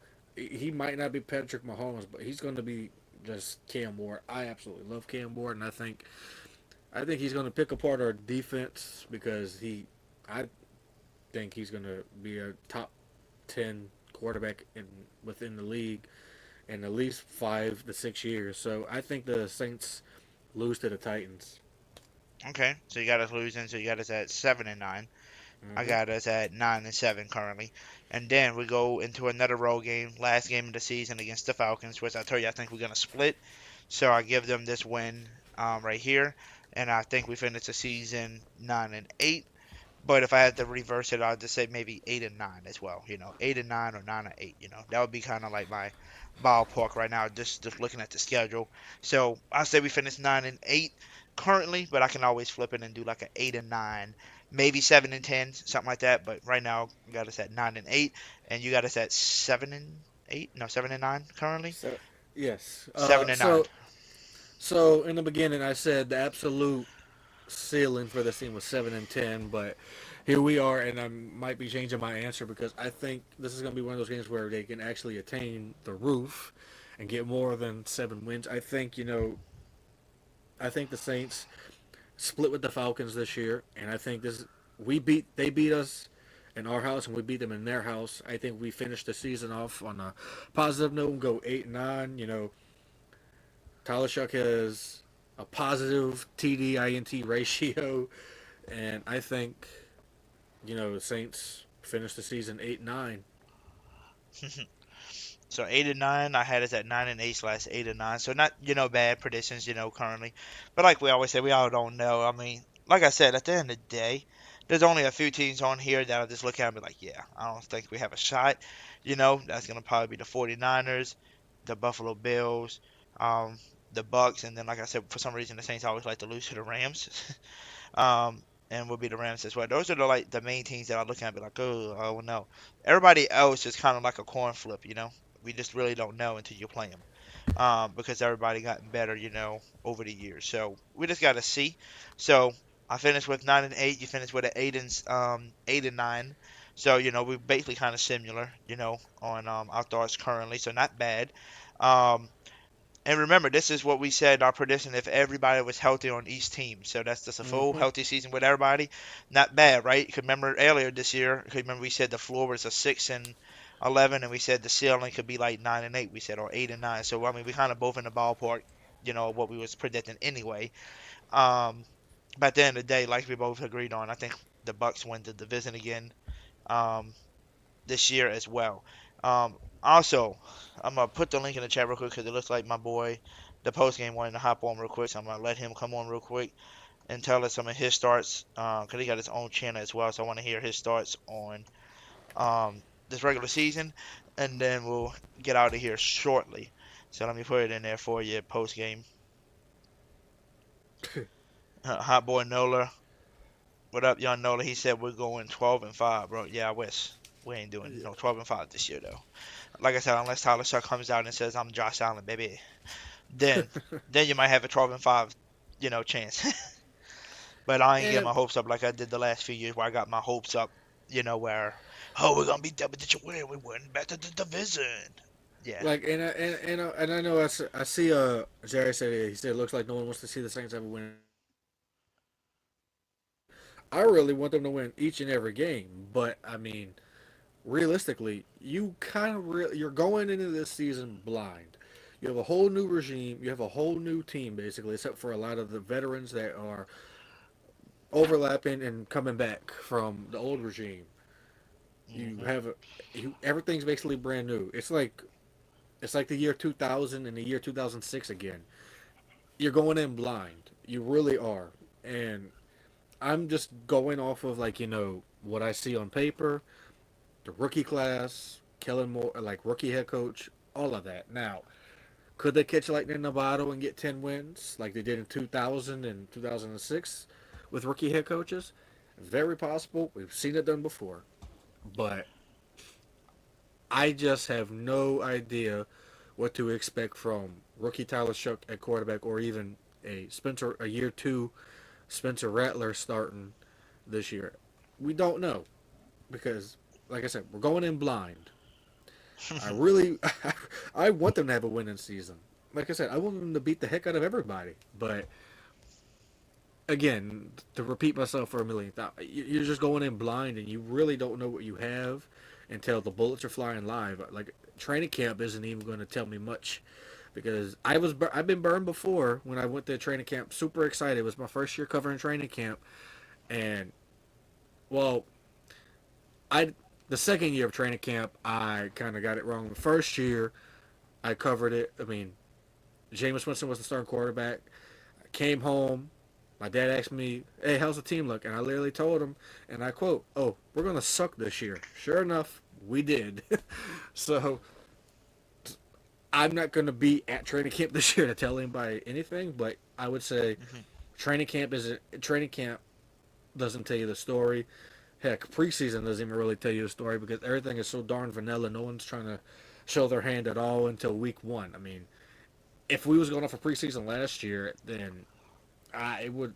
Well, heck, we sucked last year too. But if you would have told me we would have scored over almost 50 points in the first 2 weeks last year, I would have told you it was crazy just going off a preseason. So you're really going in with blind expectations this year, because everything is so brand new. It's like going to North Park Nissan, getting a brand new 2025 vehicle that still has all the plastic on everything inside the car and the interior. So you don't know what you're going to get. You could leave the lot and drive it for 200,000 miles, or you could leave the lot and it blows up right there on the highway. You just don't know what you're getting with this team this year. Damn, how dare you talk bad about our vehicles like that? But shout out to my guy Post Game. What's up? What's up, man? How y'all doing, man? We're doing good. Good. Listen, I'm sitting. Last time we talked was last year, when I told you, when the schedule came out, and I told you that we were going to have a terrible year, and you sat there and said that I was, destroying our team, and it wasn't. I think I came in about what y'all were talking about the Jets, so I don't know. I think the Saints are going to be very bad this season, and let me tell you why. I think when you look at the Tampa Bay Buccaneers, the Carolina Panthers, the Atlanta Falcons, those 3 teams, they have drastically gotten better throughout the offseason. Drastically. I think the Saints have become very stale and mediocre. I think when we look at the Saints right now, I don't see the reason for us going 9-8. I don't see a reason for us going 8-9. I see us tanking for the first overall pick in next year's draft and going from there. I think at the lowest we can have 3 wins, and at the highest we can have 7 wins. I think we are going to be bad. When you look at weeks 1 and 2, I think we'll go into week 3 1-1 at that point. I think Seattle are going to be a good team. I think the Bills are going to be a good team. I think the Patriots are going to be a good team. The Bears are going to be a good team. Obviously, I think the Buccaneers, the Rams, Panthers. I think like in a normal season, I say we split with all of our divisional teams, but not this year. You look at Miami. They are going to be who knows at week 13. They're still going to be competing. The Jets is a winnable game. The Titans is a winnable game. And then Atlanta on week 18. I mean, you look at week 16 to 18, that's going to be pretty much deciding if we're going to be a first overall pick or a 5th or 6th overall pick. And so I'm going to chalk those down as losses. Why not? But I just don't think we're going to be good this season. I think what we have done in the offseason, yes, moving on from DA has been great. Yes, Derek Carr retiring has been great, but that's just not enough. Like, we don't have enough anything on this team right now in order to be a successful football team. Tyler Shugg is, who knows? Spencer Rattler, not great. Like that. Like, if we look at that, that's two of the main things that this team needs to succeed. Just isn't there. And then Mikey Loomis, hopefully he's gone by the end of the season. Like, these are some of the things that I think that we are wrestling with right now, that we should just be bad. It's okay to be bad. It's not great when we try to build a team when we need to rebuild the team, if that makes sense. Like, we need to rebuild. We need to commit to the rebuild. We need some of these older veteran guys to retire. Like, I hate to say it out loud, but Cam needs to retire. I mean, Demario Davis, Taysom Hill, some of those guys need to retire, because we need to start moving on to the future after, Drew Brees and Sean Payton era. And I don't think we have committed to moving on from that era of football. So I like it. I like everything you said. The only thing I would just say is that me and him was talking about, we think the Bucs are going to sweep us this year. Usually you would say, split with your division, but I think the Bucs just got it even better this offseason. Oh no, I think the Panthers. I'm there with you. Same way. The Panthers, same way. Gotten better. Especially the draft and the free agency people they signed, definitely gotten even better. But I still think they're not that good of a team, so I think we can still, split with them. And the Falcons are the Falcons. You know how the Saints and the Falcons, no matter if you got a Super Bowl Falcons team and a shitty Saints team, we're still going to find a way to try to squeeze one out, for the fans with the Falcons. So that's why I got a split with them. And there's a lot of good teams, in the Bills, 49ers. Me and Logan were talking about that. We don't think the Patriots are going to be that good. We don't think the Bears are going to be that good. We like Ben Johnson coming in to the Bears and helping them out. But what Caleb Williams are you getting? Yeah, but why? But okay, then why? But why commit to being a mediocre team? Just commit to being a bad team. Like, those wins against these teams this year mean nothing in the long term, thing. If you want to go get a quarterback with the first overall pick, whether that's the kid from LSU or Arch, like, that should be the plan. It shouldn't be us trying to get 8 wins and then have the 10th overall pick. That's a waste season, in my opinion. I understand, but let me ask you this: would you tank for the first overall pick, knowing that Arch ain't gonna be there? Because it sounds like Arch ain't gonna be coming out to the 2027. Arch is coming out next year. There's no debate about that. He Arch is not coming out. Bro, why would he not come out? I'm going off of intel, and I'm not even trying to be like that. I'm going off of intel and talking to a family source.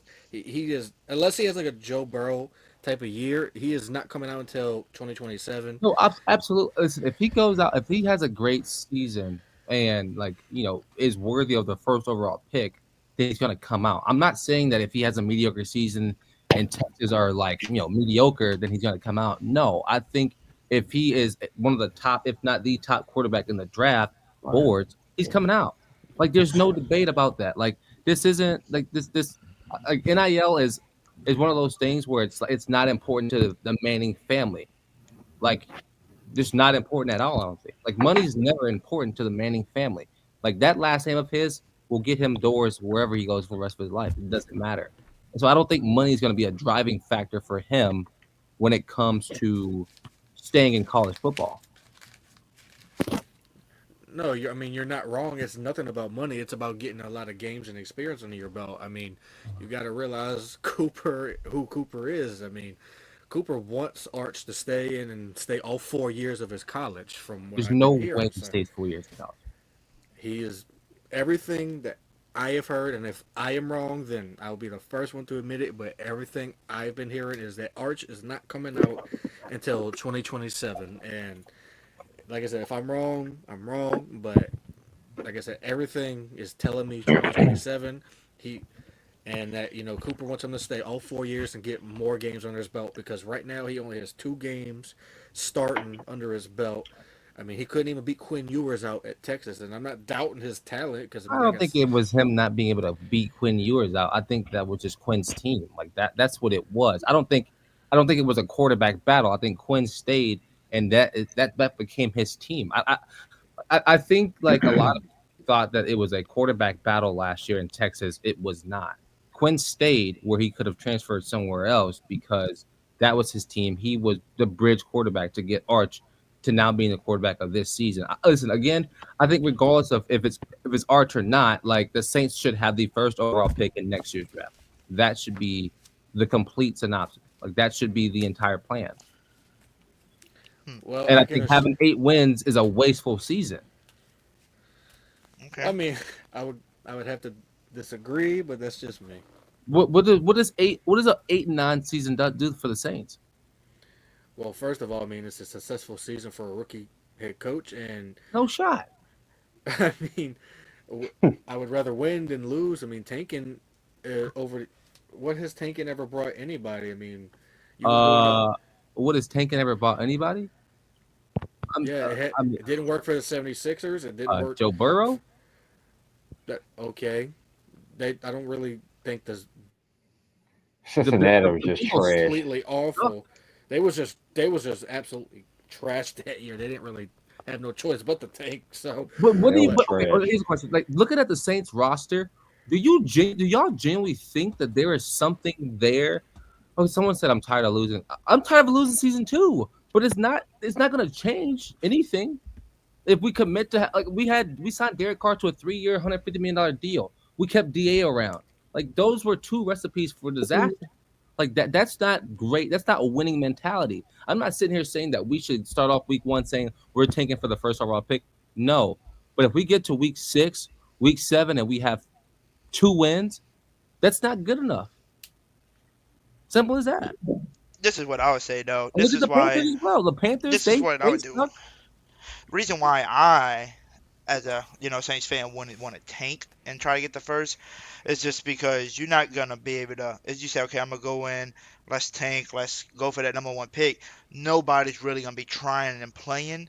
I want to see with this new head coach, with the new offensive-minded guy that I feel like could possibly turn into the next Sean Payton, very smart offensive-minded coach.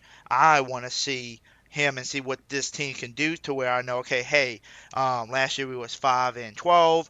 This year we actually finished, 7-10 or 8-9, whatever the record might be, and be like, okay, cool. Now we know what we need to replace and what we need, what pieces we need to succeed. Because if we just kind of tank and not really try, what do we know is going to help us become that good team if we're not trying to see, what we need and what we don't need on this team.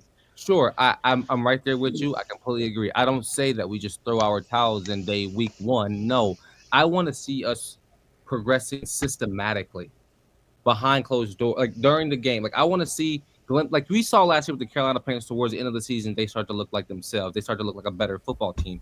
That's what I want. I don't want the Saints to be bad, but going into a new head coach, new offensive coordinator, pretty much new system completely. Like, what are those kinks? Do we really think that Tyler Shugg is the long-term quarterback for the New Orleans Saints? No shot.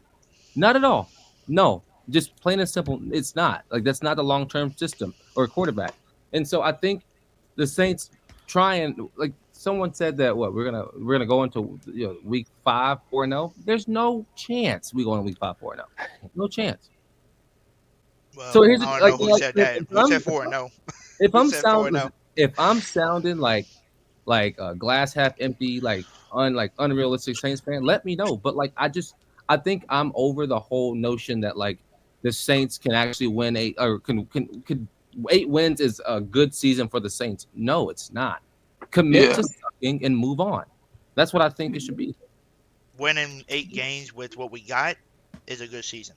No, it's not. It's a wasteful season when there's quarterbacks that are going to be actually better. We don't have a starting quarterback right now. And going to pick up Aaron Rodgers would be stupid. Well, none of us want Aaron Rodgers. We're not getting Aaron Rodgers. Nobody wants him anyway. We all want to see the rookie quarterbacks. Me, to be honest with you, I want to see who's going to win out of Tyler Suggs and Rattler, just because I feel like Rattler didn't get a fair chance last year. Right. So I think Rattler didn't get a fair shot last year. He played with a lot of practice squad players and an injured O-line. So I want to see a healthy roster with him and then see how it goes. But then again, he's got to compete first with Tyler Suggs, who is Kellen Moore's, guy that he drafted and he liked, and that's who's got the, favor right now to win that starting job, just because that's a Kellen Moore's guy. He drafted him. You know, he didn't draft Rattler. So I'm ready to see who's going to win the competition. But at the end of the day, with what we got, which we all know as a Saints fan, we're not making the playoffs with this team. We can win games. You know, they got teams that don't scare us. That you look at the Giants and the Patriots, we all on the same level. And none of us are really that good. So we can always say it's a 50-50. We can beat these teams. They can beat us. It doesn't matter. But if we do wind up winning 7-8 games, that's better than last year. And what you got with a new head coach, at least you say, okay, that was some success, you know, with what we had. So now we know what we need to go get to go from a 7-win team from last year and move to a 10-11 game, you know, and actually make the playoffs again. But if we just tank and not really try, then we're going to go into the next season, okay, now we don't know what we're going to do again. I don't know how this team looks because last year we looked like shit and we tanked. I think if there's an active plan going into this, again, I'm not saying that the Saints should lay down and just get beat every single game. That's not what I'm saying. I'm saying is that, like, what is our plan? I'm pretty sure that Miss Benson doesn't think the Saints are going to win 10 games this year and be a playoff contending team. No shot. Not a chance. Not a chance in hell. So if the meeting was, hey, we're going to be bad this season, we're going to come out the season after, we're going to be a 10-9, a 10-win team, and, you know, try to control the division again, that's a lot different. But look, we still have salary cap issues. Like, we still have no receivers. Like, what are we going to do with Olave? Are we going to extend him? He's coming up on his option. So it's like we wasted the second-round pick on a quarterback when we should have went with a wide receiver. It just doesn't make logical sense to me. Doesn't make sense. To me, there's not a plan about what we're doing. And I get it. If Shug was your guy, he would still been there in the 3rd and 4th round. Just a little wasteful. I mean, I would say, though, the one thing I would counter at, though, I think we do have good receivers on the roster. We just need a big body receiver. We need another Michael Thomas, like a big boy receiver. You know, go up and grab it. I agree. You got Olave and Rashid Shaheed, who are your speedsters. You know, that can, you know, get down the field, go over the top of somebody. But we need somebody that can go across the middle of the field, catch it, and can just take the hits. You know, like Michael Thomas used to be able to. What you want to call it? I mean, everybody used to call him as a slant boy. You know, so if we can just find us another slant guy that can catch everything, I'll be, you know, fine with that. But I know Logan touched up on it a little bit. Logan, if you want to touch up on it yourself, you said you think this year, coming back from an injury, you think Bud Means got a good shot to, you know, become one of those big body receivers for us, since we haven't went after nobody yet. So, I mean, he's not like, you know, a 6'5" kind of guy. He's only 6'2", but everything I've been hearing behind closed doors, so they're expecting a big jump from Bub Mims. There's a lot of people inside that building that really are high on him. And like I said, one of my good buddies played with them at Louisiana Tech before we transferred somewhere else. But, you know, Tyler Shuck's already trying to get chemistry with Bub Mims when they was getting their workouts in at Yeoman at Tulane not too long ago. But they're expecting big jumps from him. And as far as the receiver thing goes, I was told if Jaden Higgins would have dropped to 40, they would have passed on Tyler Shug, but that didn't happen. So yeah, that was my pick. They went with Tyler Shug because Kellen Moore actually does see Tyler Shug as the franchise guy. He doesn't see him as a bridge or doesn't see him as a temporary option at first. That's what I thought I was hearing, but things changed. Kellen Moore is very, very, very high on Tyler Shug. So. No, and I know he is, and I think that's the only reason he drafted him in the 2nd round. I think he does think that this is his bridge guy, but I just don't. Listen, call me a pessimist, but I don't think Tyler Shug is the guy for the New Orleans Saints. Who knows? I could be standing here completely wrong. See it on the field. If I'm sitting here, if I'm sitting here and the Saints end the season off, I mean, if Tyler Shug is a half decent top 15 quarterback, I'll give my predictions based off of that. I think the Saints, you know, they split every single divisional game. They beat the Giants. They can compete. Sweep Atlanta. I don't know about sweep Atlanta. We sweep Atlanta. No shot. Atlanta ain't that good, boy.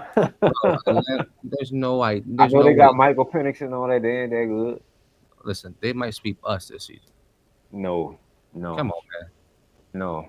What Atlanta has done in this offseason, they have a quarterback now who's like decent at this job. I don't think we should be thinking Atlanta's an easy fight. But what I'm trying to play devil's advocate, right? I hear what y'all are saying, but what if Tyler Shuck's successful though? Then we should go That's say what that. that's what I'm basing it off of now. I think we beat the Titans. I think we beat the Jets. We get one against the Panthers, one against Tampa Bay, and one against the Falcons. So that's 5 wins right now. I think we beat the Dolphins. I think we can beat the Giants. Now we're sitting at 7 wins. I think we still lose to the Rams, because I think the Rams are going to be really good this year. I think the Bears can be a fight. I think we complete the Patriots. I think we can win week 1 as well. So, I mean, then we're looking at 8, 9 wins, and that's not an awful season. But the thing is that if Tyler Shugg isn't that guy and we finish on 8 wins, then that's a wasteful season. Does that make sense? I hear what you're saying, but I'm not talking like Tyler's going to start, because I'm not giving up on Spencer Rattler either. Tyler's going to start week 1. No doubt about it. Because think about this. Let me tell you why. Well, I'm not saying I want him, but think about this. When a new owner or when a new head coach comes into a new team, right? They want to clean house 99% of the time.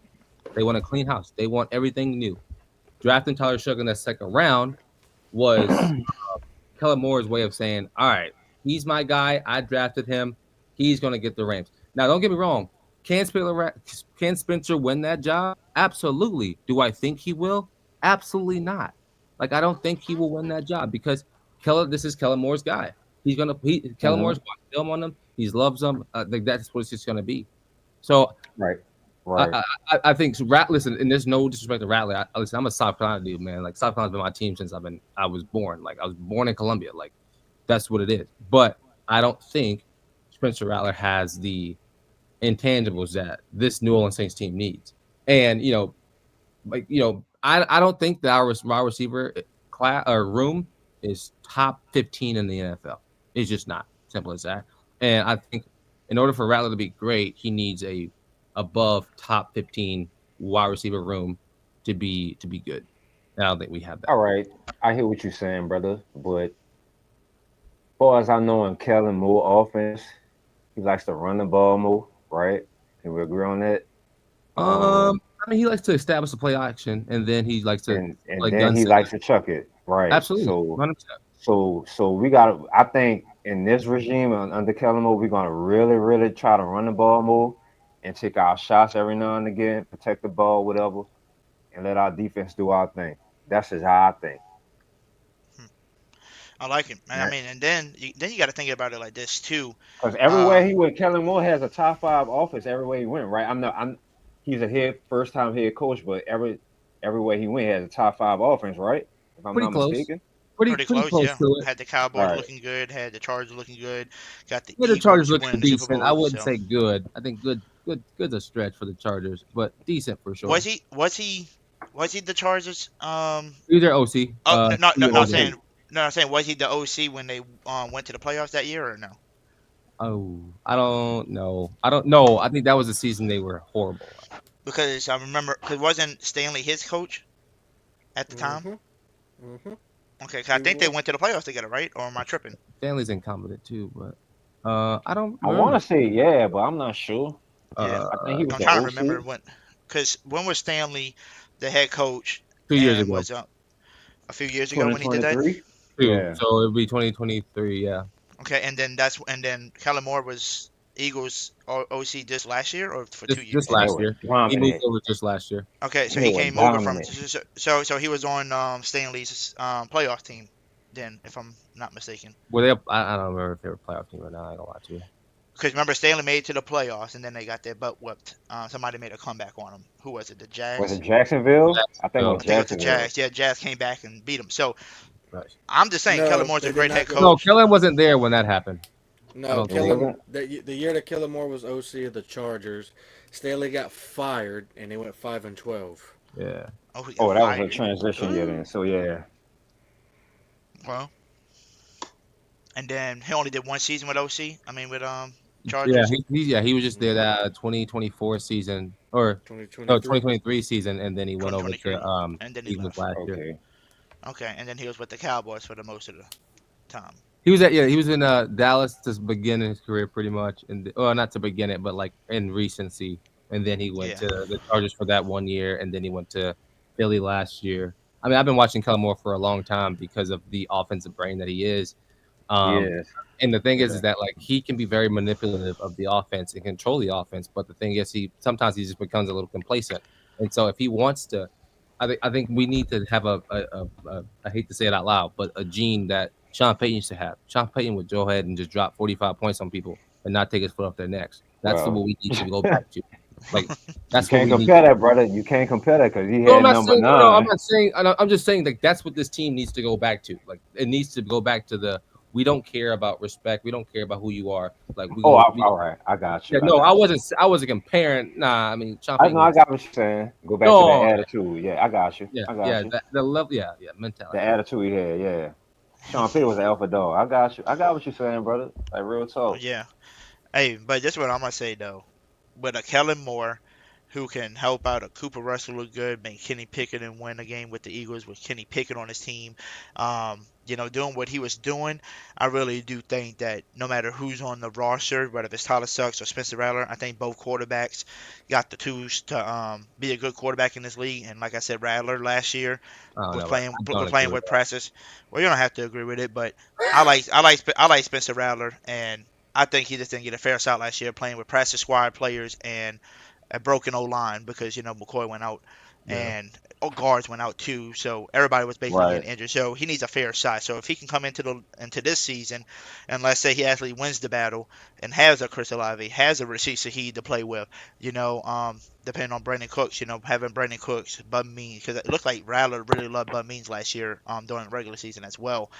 And another thing too, which is crazy to hear, and Logan told me this, it sounded like from the inside he was getting from everybody, it sounds like Kellen Moore really likes Jawan Johnson at tight end. They really like him. That's why they paid him that contract. He said he really likes Jawan Johnson. So we're going to probably see a lot more Jawan Johnson this year in the Kellen Moore offense just because he really likes him as well. So I think with a fair opportunity, with a healthy team like that, Rattler, we already know coming out of college, this dude has the arm talent to make any throw you need him to. He can run out the pocket, and he can use his leg if you need to. Same thing with Tyler Suggs. They both got the arm talent. They both can run out the pocket, which is something the Saints didn't have in forever. We never had a quarterback that could run besides Taysom Hill, but Taysom Hill just did not have the accuracy. He was just a running quarterback.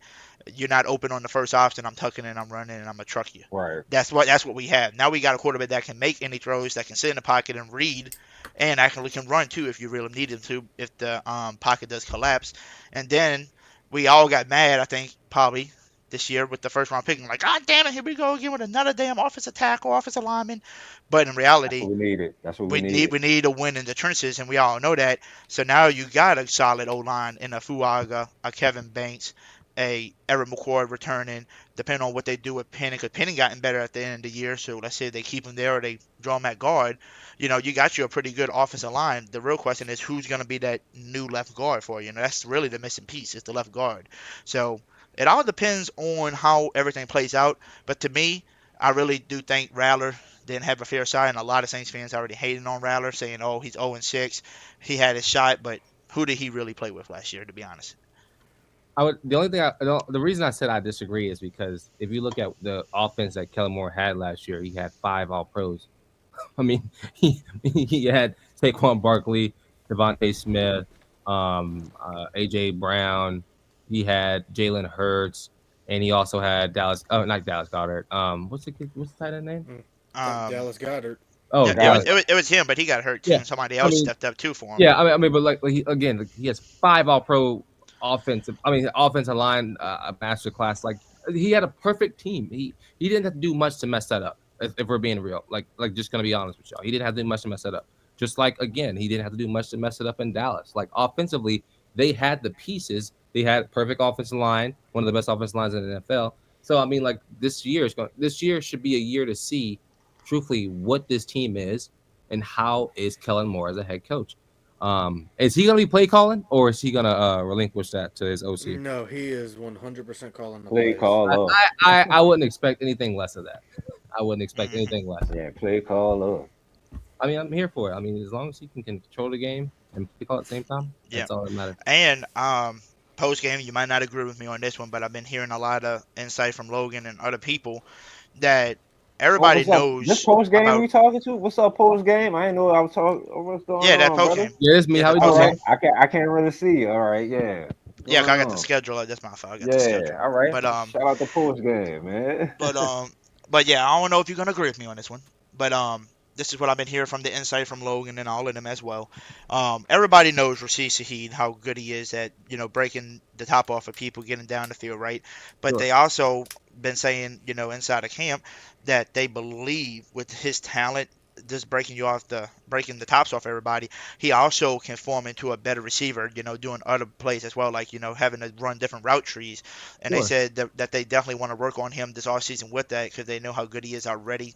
Taking the top off you, and they saying they believe Rashid Shaheed can turn into a really good number 2 receivers for us. So like they thinking he could be like another basically Devontae Smith, because he's small, skinny as well, I mean, he something could like be. that. I completely agree. He could be a Brandon Cooks before Brandon Cooks left the first time. Like, True listen, that. I'm gonna say something, and y'all are I gonna agree hate with it, that. but I'm gonna say it, and I'm gonna have to deal with the backlash.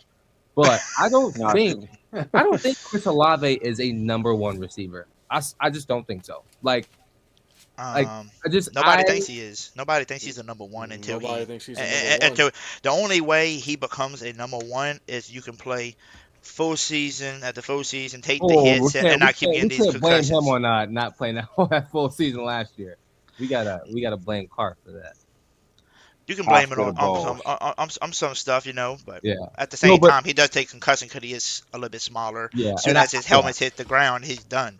Yeah, I don't think Chris Olave is a number 1 receiver, and I think when you look at this team, I think we have talented receivers. Rashid Shaheed is one that I like a lot. And listen, I live in Charlotte. Like I'm in Panther Nation. Like it's awful. All right, I'm not gonna lie to you.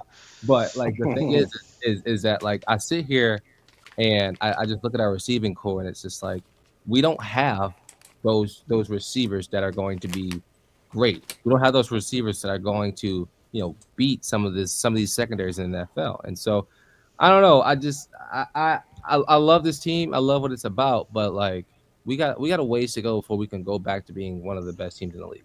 And I'm You know here what I'm for really it. thinking? You know what I'm really thinking though? Yeah, I know what I'm really thinking though. Because you remember how you were saying we look at the roster and we like prejudge and like, okay, Chris Olave, he needs to stay healthy. I feel like he's not the true number 1. I love Rashid Shaheed, who can be a real good number 2. I just don't know about Brandon Cooks, old Asian guy coming back. Can Bud step up and be that guy? And we just don't know what we got, right? We don't know if they can, do what we really want them to. And then, At and the then we same signed, time, what's his name? People Jones. That's his name, Donovan People Jones. yeah, he's all right, but he's gonna be. All I right. think he's gonna be more of a return guy, kind of guy. But I'm just being honest with y'all. What if that our guy, Kellen Moore, really does turn out to be the next Sean Payton? And remember, we had some receiving cores for Drew Brees, and we like, how the hell did we even make it to the playoffs and win games with some of these people we had? And you're looking at the receiver cores, like, where's the help? But we made it work with Sean Payton and Drew Brees. So the question is, could Kellen Moore work with what he's got with? Can he work with these receivers and make them better than what they are? Well, the difference with that is Drew Brees is a top 5 quarterback of all time. Like Drew Brees has that ability that The best of all time. The best. Just not have enough rings. We all know. Not that. even top 5. He's not top 5 all the time. That boy's No, top I think Drew's top 5 quarterbacks of all time. I'll stand on that mountain all day long. Yeah, I'm sitting on him top 3. He's a top.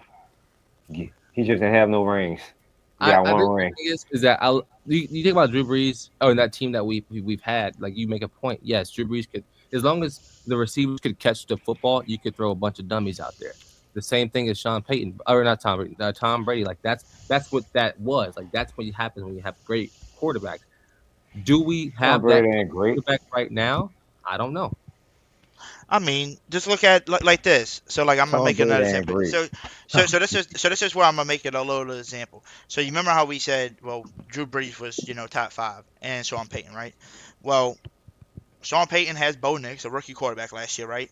And they look pretty damn good with the receivers they have. And some of these receivers, you don't even know who the heck they were besides Cortland Sutton. Fair. You know what I'm saying? And they did good because of the offensive scheme and the plays and all that. So if Kellen Moore can come in and be the same thing, and do, what make it everything work with what he's got, that's going to show us something right there. Be like, okay, now we know we need this particular person because he got this working. Now we're missing this. Like what he had last year, he had an A.J. Brown, a big body receiver, right? We don't have no A.J. Brown, but we might have a Devontae Smith on our hands, but we definitely don't have us a A.J. Brown. We definitely need somebody big that can You gotta do the draft work that for though. us. You gotta draft that. Yeah, and it's going to be hard to find them nowadays. It's hard to find big Yeah, boy you bodies. gotta See, I draft completely that. Big. disagree with that, though. I think there's so many receivers out there in college football. There are those guys out there. We just have to go. Like you have to think about it. Look at this. That Saints class we had, was it 2015? That class that we had was one of the greatest like rookie classes of all time. Like I don't remember which one it was. That was 17. Was it 17? Like that class, 2017. like you can go find talent around college football. You just have to have a good scout room, and I think like there are some big body guys there that we can call on, but we just gotta do our jobs when it comes to like drafting, man. Like I don't know. Can I ask y'all a question though? Absolutely. Do y'all think we should have kept MVS? He was 6'4". Where did he sign? Seattle. Damn. Yep, He's he like followed, 6'4". Clint Kubiak. That big tall receiver. He got a lot of money. And every time he touched the ball, he scored. Don't get me wrong. I like him.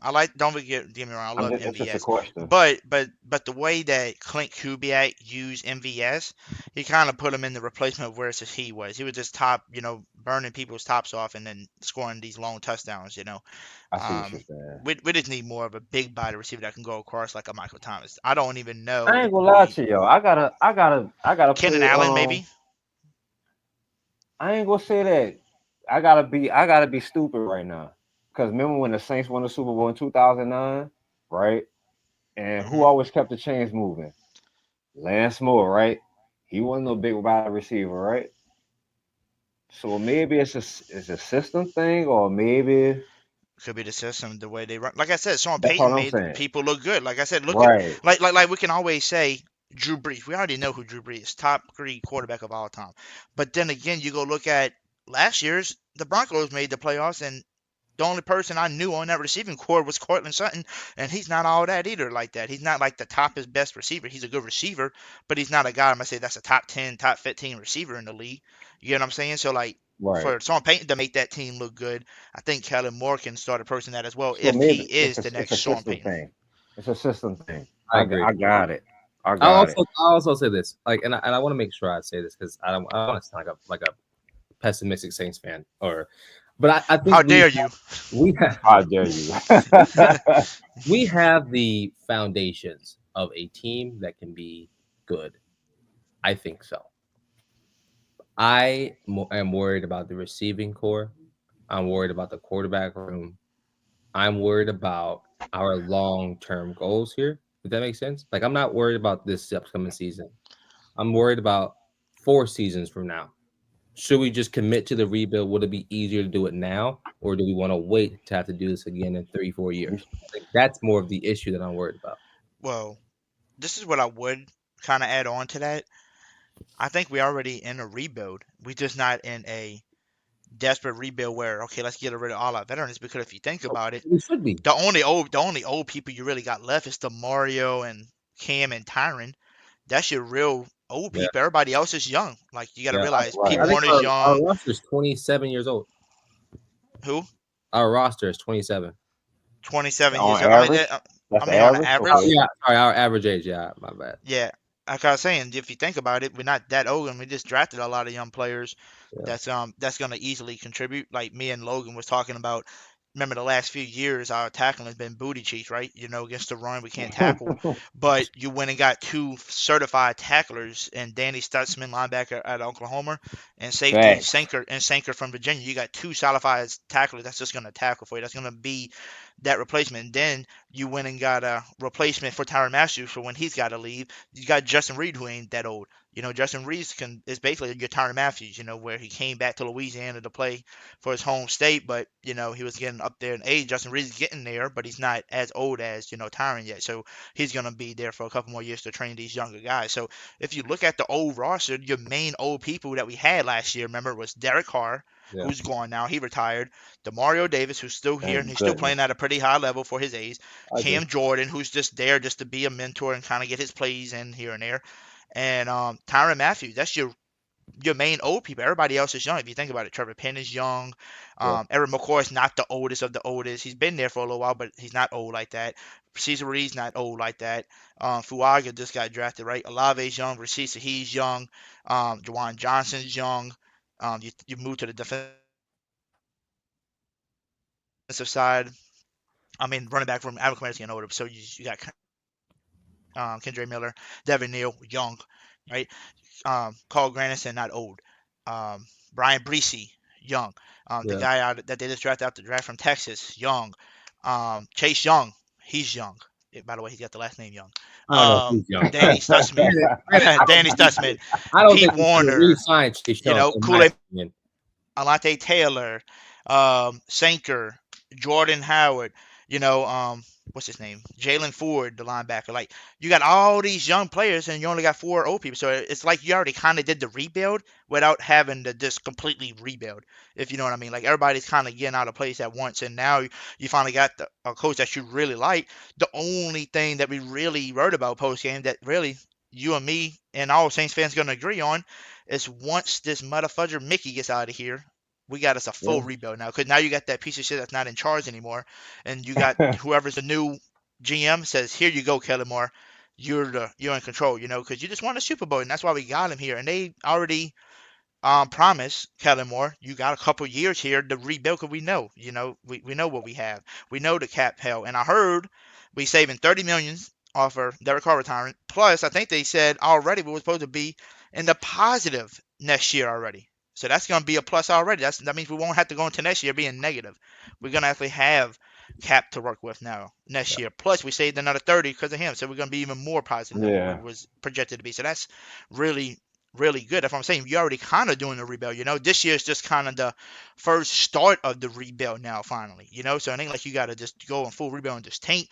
And like me and Logan said, go out there this year, play at your best, see what you do. You finish 7 or 8, whippy-do, because we really don't think Arch is coming out this year. And if he decides to come out the following year, then you can do it. And the one thing I'm going to say about the Arch thing that I do want to touch up on, don't forget, all the Mannings in the past all played 4 years in college as well, because they love to finish their college and get their degrees and get their stuff. So I think that's what's going to happen with them. So 20 years ago, that was a completely different time in just saying. Where guys, the Mannings. That's when guys the Manning runs though. That's when guys were actually playing. That's 4 crazy. years. Hear me out. It is, but hear me out.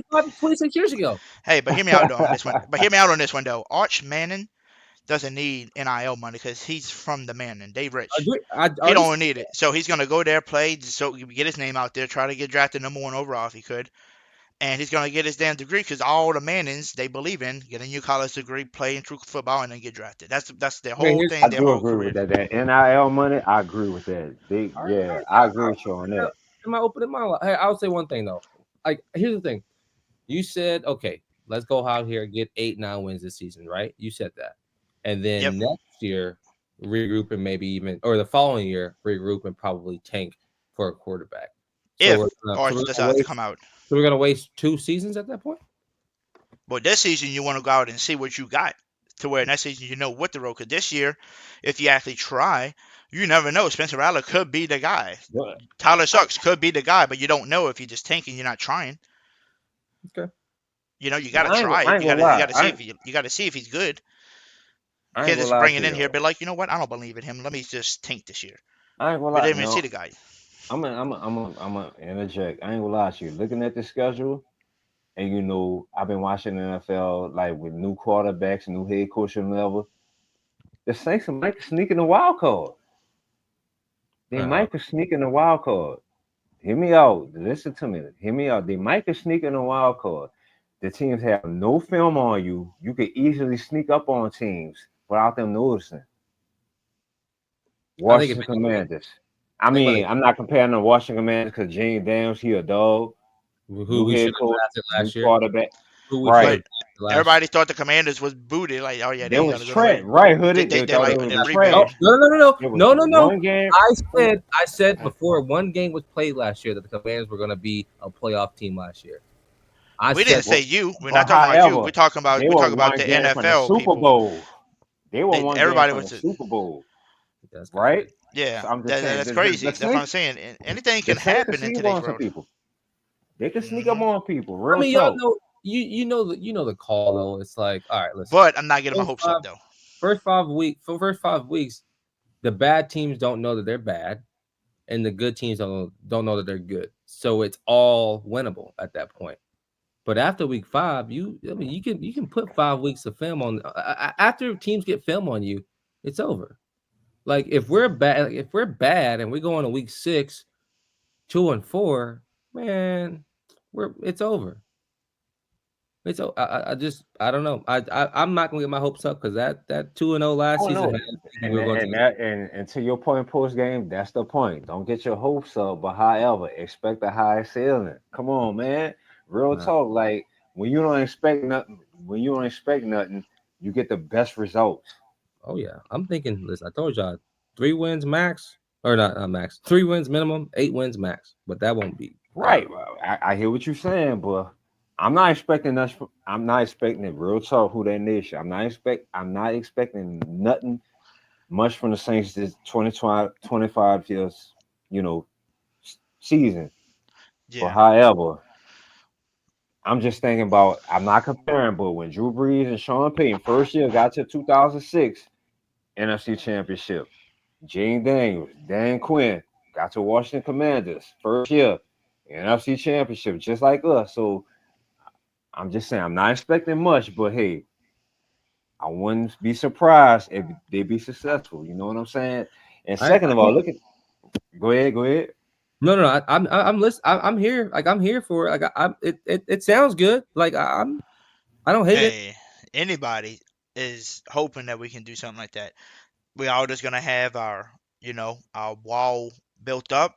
We're gonna just stand behind the wall and just enjoy this season because now we finally got the 2 things that everybody really wanted gone. Dennis Allen, Derek Carr, they gone. Let's see what the new fresh looks like. If we win, we win. We lose, we lose. We understand. That's what it is. At the end of the day, the only thing that I'm hoping for is that last year with Dennis Allen, Derek Carr, and then getting fired throughout the season and the injuries, we finished 5-12. I'm just looking to get more than 5 wins this year. I'm just hoping to get 6 or 7, and that's what me and Logan talked about before. We said we think our floor is 6 to 7 wins. The ceiling could be 8 to 9 wins, maybe 10 if you get lucky. If Tyler Swift decides to be a really good quarterback, that's what we predicted. Right. But listen, but if we're like 1 pick off, if we're like the 4th pick overall, like for me, it's a waste. Like, why not be number 1? And even if you don't want to take a quarterback this year, trade that 1st overall pick, get some draft capital. We need it. We definitely need it. Like, we understand that part. We understand. So in your first season with your head coach, you want to see what you got and what we need to where we know the following year, okay, this is what we need to go get. But like you said, if we've already told him that we know that we're bad, we got you. Go do what XYZ this season, and then your actual coaching career starts in 2026. I think if we've already told him we understand that we're bad this year, your actual start is 2026. It's a different story. Right. It's a different conversation. Right. But looking at the schedule that Hoodie got up, they're also. I mean, I'm not gonna say who's a starting quarterback, but they're also winnable games. For sure. You know what I'm saying? A lot of winnable games, like the Giants. And second of all, shout out to the Giants. Megan, I love you to death, baby. But we beating you in Seattle. I'ma always tell you that, no matter win, lose, or draw. I'm gonna tell you that all the time. But I love you, Megan and the Bell. But she's gonna whoop you. I'm not gonna say it's a favorable schedule because it's the NFL. You cannot overlook nobody. Don't take nobody for advantage. I don't give a damn what the schedule say, but it's a pretty, go out there, take care of your business. I think Kellen Moore is going to try to run the ball more and, take his shots whenever time's available. But my biggest concern is the defense. Hey, Me Slim. personally. Yeah. What's up with it? You remember you said you can't overlook anybody? Right. You want me to show you a perfect example? Go ahead. You Go ahead, Hoodie. remember last year Falcons had all the feelings in a row. They beat us at their home. They were coming to our home, marching all over Bourbon, saying, "Oh, we're gonna win. There's no more Dennis Allen now." Right. Right. They got their little assistant head coach right now, and their assistant head coach is just a special team guy. And we got nothing. We got the broken car. We got all of this. And what Right. happens? And what happens? The Saints beat and stunned the Falcons at home with Plucked an them. assistant special team head coach and a breakable team, a break team. Remember, we always predicting this that the Falcons was gonna beat us last year because we was injured. Like, oh yeah, we're about to be done. They're about to beat us, but we wind up Right. beating them. So like that's why I tell people you can't overlook nobody, Oh, and that's the same right. thing towards them. They can't overlook the Saints. Us as a Saints fan can reality the NFL is professional, so anybody can win on any given. In this podcast, because we've been live for 2 hours, I know my boy Logan gotta get to bed. But while y'all on here post game and Slim Cell, if y'all don't mind, today is Logan's birthday. Man, he's got 21 more minutes before his birthday ends. So let's give him a special happy birthday. 21 minutes. 1, 2, 3. 3. Happy birthday! I can't even see who these people are. Oh yeah, we got Ti singing to you. Come on, Ti. Oh, Happy well, you can't see them because they don't show themselves anyway. They just got the little, they got their little screen. Yeah, They got the little picture, see? you got the But you know what schedule, Slim my South brother. looks like. You know what Ti looks like. Yes. Man, here you go. But yeah. Folks, Hey, man. but he's 29 today, so shout out to Logan, bro. Hopefully you had a great birthday today. And hopefully you had a good time on the podcast. Hopefully you like the back and forth. Like I said, I like it when other people come on and have a different opinion. Man, everybody's just Right. saying, "Oh, we all going 8 and 9." Yep, we're going 8 and 9. No, It's always no, better to have like a no, different, no, you no, no, no, no, no. No, Not good. no. We're Okay, my not bad. going 8 and My 9. bad. My bad. I will riot. I Oh man, hey man, listen, I saw y'all on live. I Hey, was sorry. like, you know what? I popped in a while. I gotta go show some love. And so, man, thank y'all for having me, man. Slim, it's always good talking to you, my boy. Logan, nice to meet you, boss. Happy birthday, Hootie. It's always real, Yes, man. sir. Appreciate you. No problem. Who that to you, brother? Who that, man? All right, Logan. Anything you want to say before we head out of here? Well, first of all, I honestly think tanking in any sport is absolutely stupid. I honestly think this is why the only reason why in the NBA they have a lottery, because they know tanking is stupid too and it don't work. Look at the 76ers. They tanked how many years in a row and they have 0 championships to show for it. But that's basically it. I would not tank for Arch. I would not tank 2 years for Arch. And I'm going to continue to say that. And I will also say I covered Arch's games when he was in high school, and I am not saying he's a bad player. I'm just saying tanking is dumb. I got you, man. Son Self, you there still, or are you? 'Cause I know you got your mic muted. He might have went to use the restroom. He might have went and got some more wine.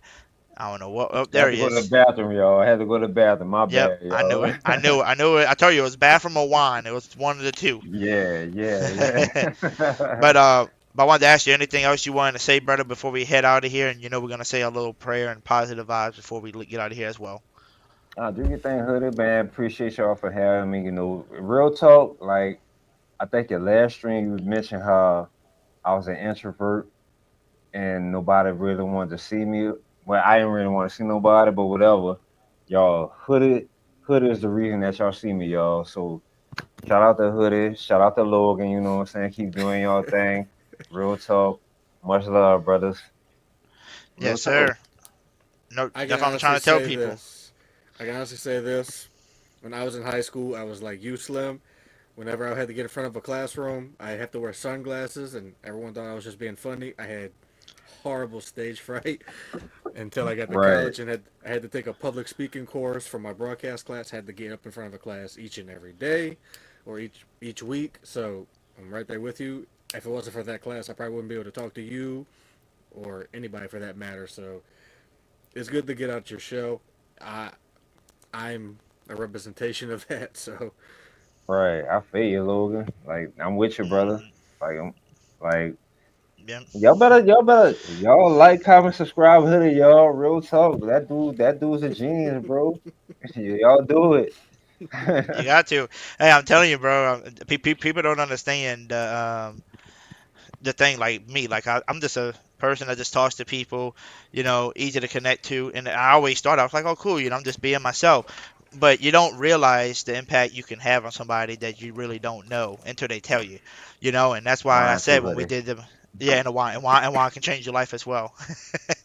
But whenever we did our motivational Mondays back then, remember, you and Yeah. the right came on at episode 3 and basically explained everything. And it's like I said, you don't know until you hear it from them.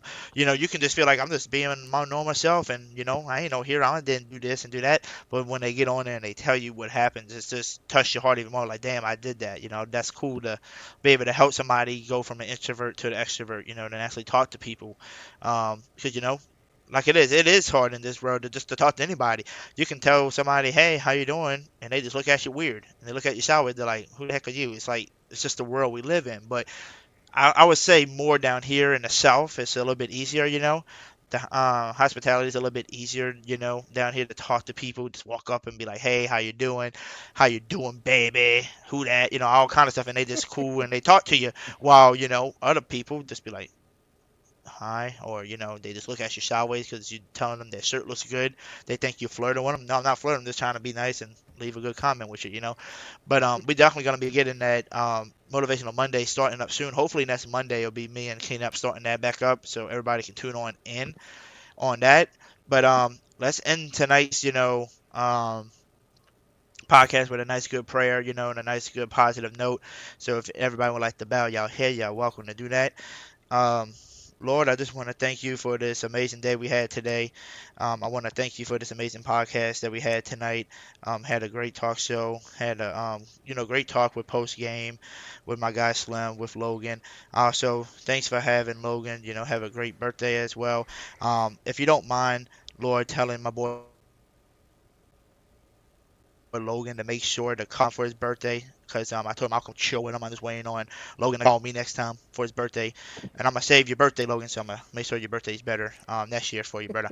But also, Lord, thank you for everything you give us in this world. And the number one thing I want to thank the Lord for is just actually letting me wake up and live another day, y'all. Us being able to wake up and live another day is just a blessing to you, Lord. That just shows you that you got a purpose for us, and we get to live that purpose for you every single day. I also thank you for everything you give us. You give us a job, you give us, cars to use to get to work, you give us a phone to use to socialize with everybody. You give us a house to live in, you give us a bed to sleep in, you give us clothes and shoes to wear, food and drinks to survive with. So I just want to thank you for all of that, Lord. I'm grateful for that. Also, Lord, if there's anybody out there who needs your help, whether they need you financially, mentally, physically, spiritually, whatever the case may be, Lord, just put your hands over them, heal them. And also, if you don't mind, put them in a situation and show them that the only way out and the only reason why stuff gotten better was because of you, Lord. Because not many people today, don't believe in you for some reason. And if they don't believe in you, man, you need to get them back into believing, get them back into church. And I'm telling you, this world's going to be way better than what it is right now, as well, Lord. So if you don't mind helping those people out as well. And also, if you don't mind just helping strengthen this channel and blessing this channel and keep letting it grow, keep bringing the right people here to watch, because I'm telling you, every subscriber that comes on is definitely going to have a nice, good impact, through us, because we got so many positive people over here. Every time I go live, we always got the chat in here, chatting away. We all like a big family here, so guide those people in the right direction and guide them out here. And let's get this Motivational Monday started, Lord, and get that growing. And last but not least, man, I want to just pray for everybody to have a great night tonight. Hope everybody has a good night's sleep. Hopefully have, no struggling waking up in the morning, and everybody gets to work on time as well tomorrow, Lord. But thanks again, Lord, for everything. We'll be praying back to you once we come back on another live. So Thanks again, Lord, for everything. In your name, amen. Amen. Amen, y'all. So, like I always tell everybody, it's going to be a great thing once we get that Motivational Monday started up. It's amazing. My boy Slim knows it.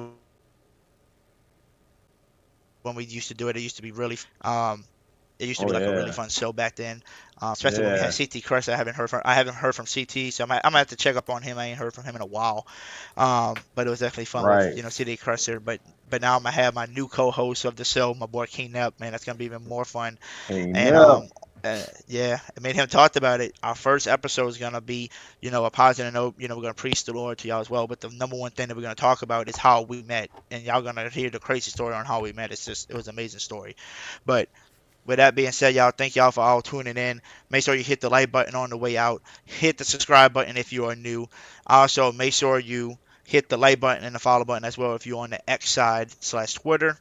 And also make sure you share this out and retweet it for other people can watch, the video as well, in this live podcast. And with that being said, everybody, we tell everybody who what? Who that? Who that, baby? And happy birthday, Logan, man. Hope you had a great one today, brother. And we'll see everybody next time on the next live podcast, baby. Who that? Run it up, Panero. Say what and lie. Say what and lie. Say what and lie. Say what and lie. We screaming black and gold. We screaming black and gold. We screaming black and gold. We going to the bowl. We screaming black and gold. We screaming black and gold. We screaming black and gold. Saints going to the Super Bowl, talking black and gold. Young Nolan Hooded Jew on the beat, we let you know. Chris Alive, AMT down the field.